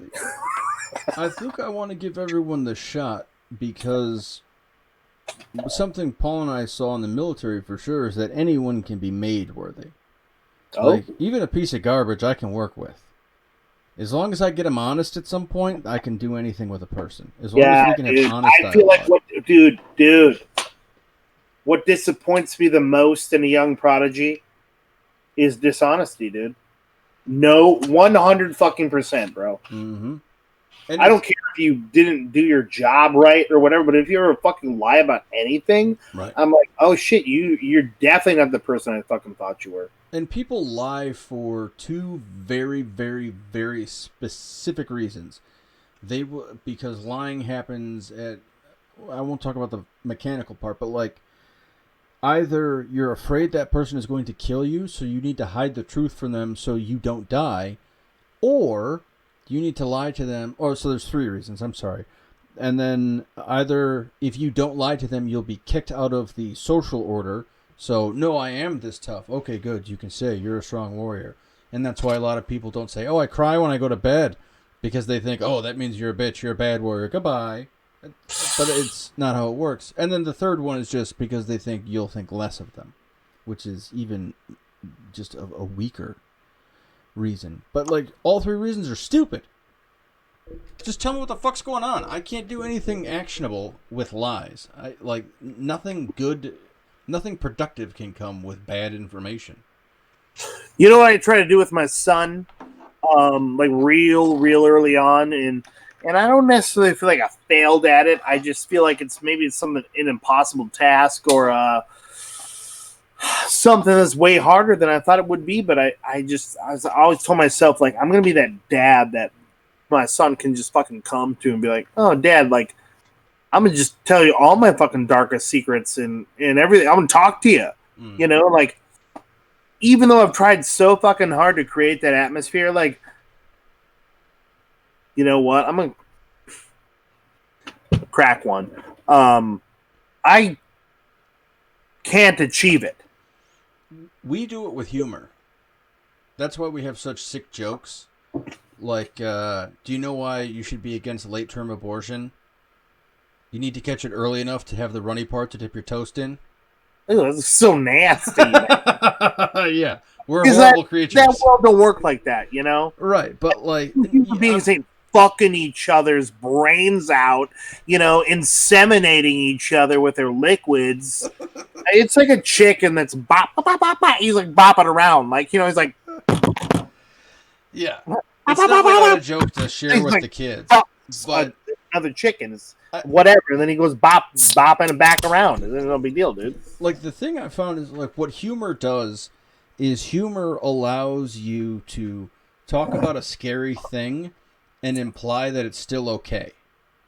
And so, and that's why people love stand-up comedy, and that's because that catharsis of, because laughter is the opposite. Laughter is a panic attack gone wrong. And so it's when your body doesn't know what to do, but being afraid is not a good option. So you're just like, fuck it, this is cool. Like it's the weirdest, craziest thing. But if you can go after the horror with a bit of comedy, you don't want to be slapstick about it and be a fucking dickhead. But if you can be, recognize the honest humor in those situations, it evens it out. It lets you know the terrain isn't as drastic as you think it is. And I think you also want to be muscular, like as like fucking hell. You know what I'm saying? I'm sure that helps. Because no matter what the future brings, pardon me. Oh, Pete Young was watching. Peter! No fucking way, dude. I think everybody's logged off now. What's a good sacrifice for a Tums? A flex? Oh, there goes my fucking phone, dude. Hey, suck your own dick, phone. Hey, Siri, suck your own dick. I hate Siri, by the way, dude. You got an Android? Do you ever talk to your phone? I tried. Like, I thought it would help with my not being able to read so hot thing, and it gets frustrating because there's no voice app that does everything. There's always different voice apps to do each thing, and you forget who the fuck you have to talk to on your phone to get a thing, and then after a while you just throw your phone against the wall. Hey, can I invent an app right now? Is that possible? Yes. Could you retain information for me while I spew to this invention that has come to me? I'll do my very best. So like, yeah, dude, you got Siri, you got Apple phones, you got Android phones, and there's all these different voice programs. So you're saying. So let's invent an app that's called Computer, and it's like Star Trek. Whenever fucking Picard talks to the ship, he just goes computer. Dude. So like that's all you got to do is say computer in your own voice, or like you just it's like an app that programs whatever fucking word or phrase you want. You can do that with Echo. I don't have to say Siri. I can say computer. Right. Or I can say, hey, Belvedere. Whatever I want. You can make Echo respond to computer, and it even has like some Star Trek shit. Like, oh shit! Hang on, I dropped a thing. Oh shit! What's that? Alexa, red alert. Hey Alexa, suck your own dick. Hey, did she hear that shit? We got more viewers. Hey now. Alexa, like, yes, I sent viewers to you. Cyborgs. What were we? My brain, dude. It's a crazy thing about PTSD. Like, just a mechanic for any of you who have buddies with it or have it. You just forget shit constantly, because part of the process is your brain gets really bummed out by remembering shit, and then because every time you remember something, it's always like a bummer for a little while at least, and then so it just starts dropping sentences off, or like, you've been on this too long, fuck it, and it'll just start dumping things. And so sometimes it's at random, sometimes it might be, I don't know. I haven't been able to notice like a specific pattern as to when it happens, but just constantly. And it's not even like, we were talking about French stuff, right? It's just, oh, hey, hi, we're in the same room together now. What the fuck? Yarg.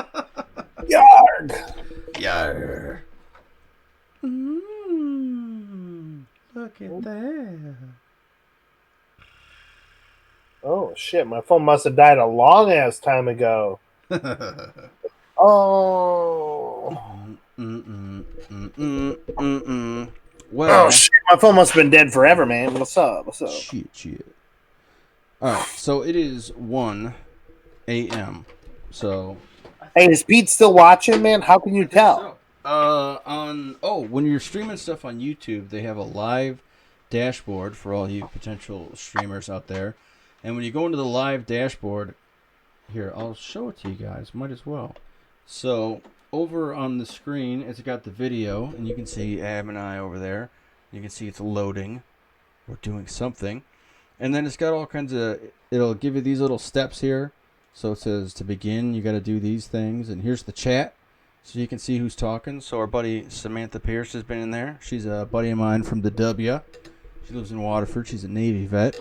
And there's Mr. Alaby seeing ya, a Civil Air Patrol vet, another participant in battle school, if you will. He definitely came out of it with some interesting opinions like ourselves.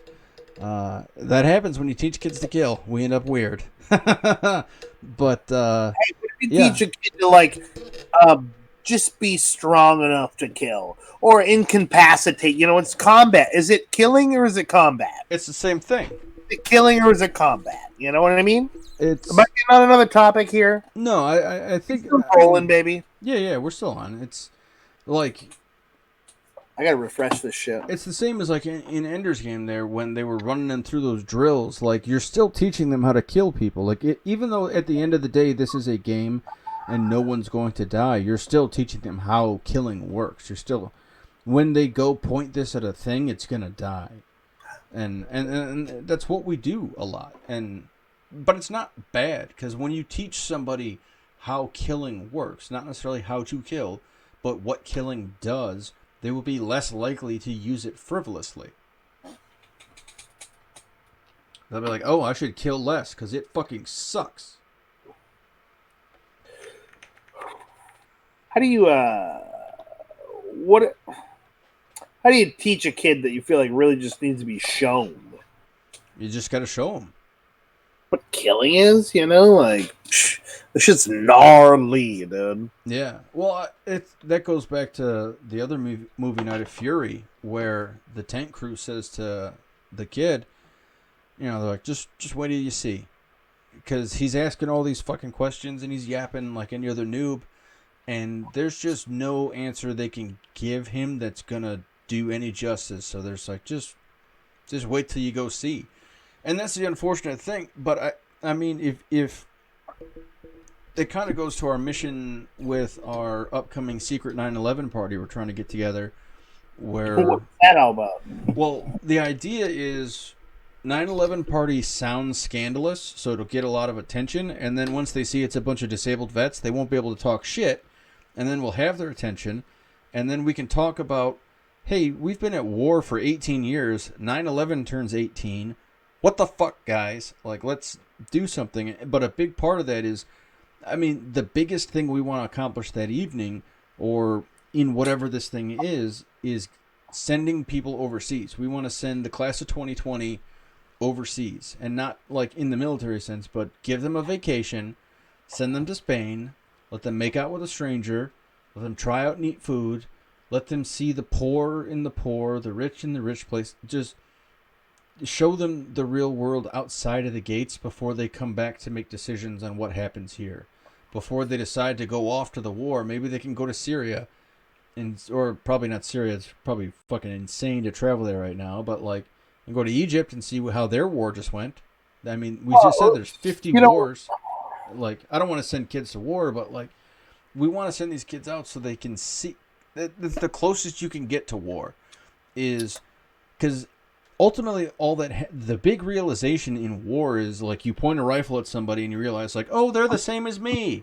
So the best we can do is provide that in a peaceful situation, and the best way to do that is through experience. You send these kids on a trip and you just have them hang out with the locals, and then before you know it, they're like, oh, people are cool. And it is that simple, but it does take the effort of the community. Yeah. This guy's dope. He smoked weed with me. Look at this spookiness.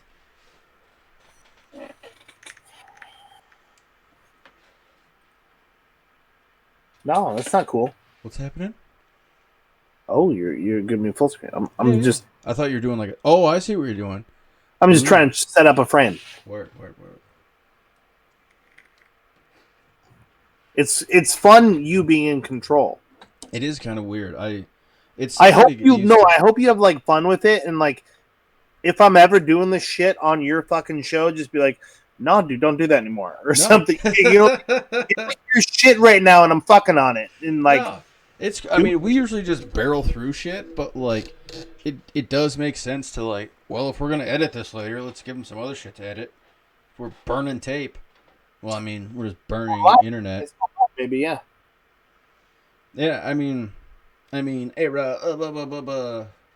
yeah, definitely dead horses with black eyes somewhere. That's for sure. We nailed every topic thoroughly to the ground.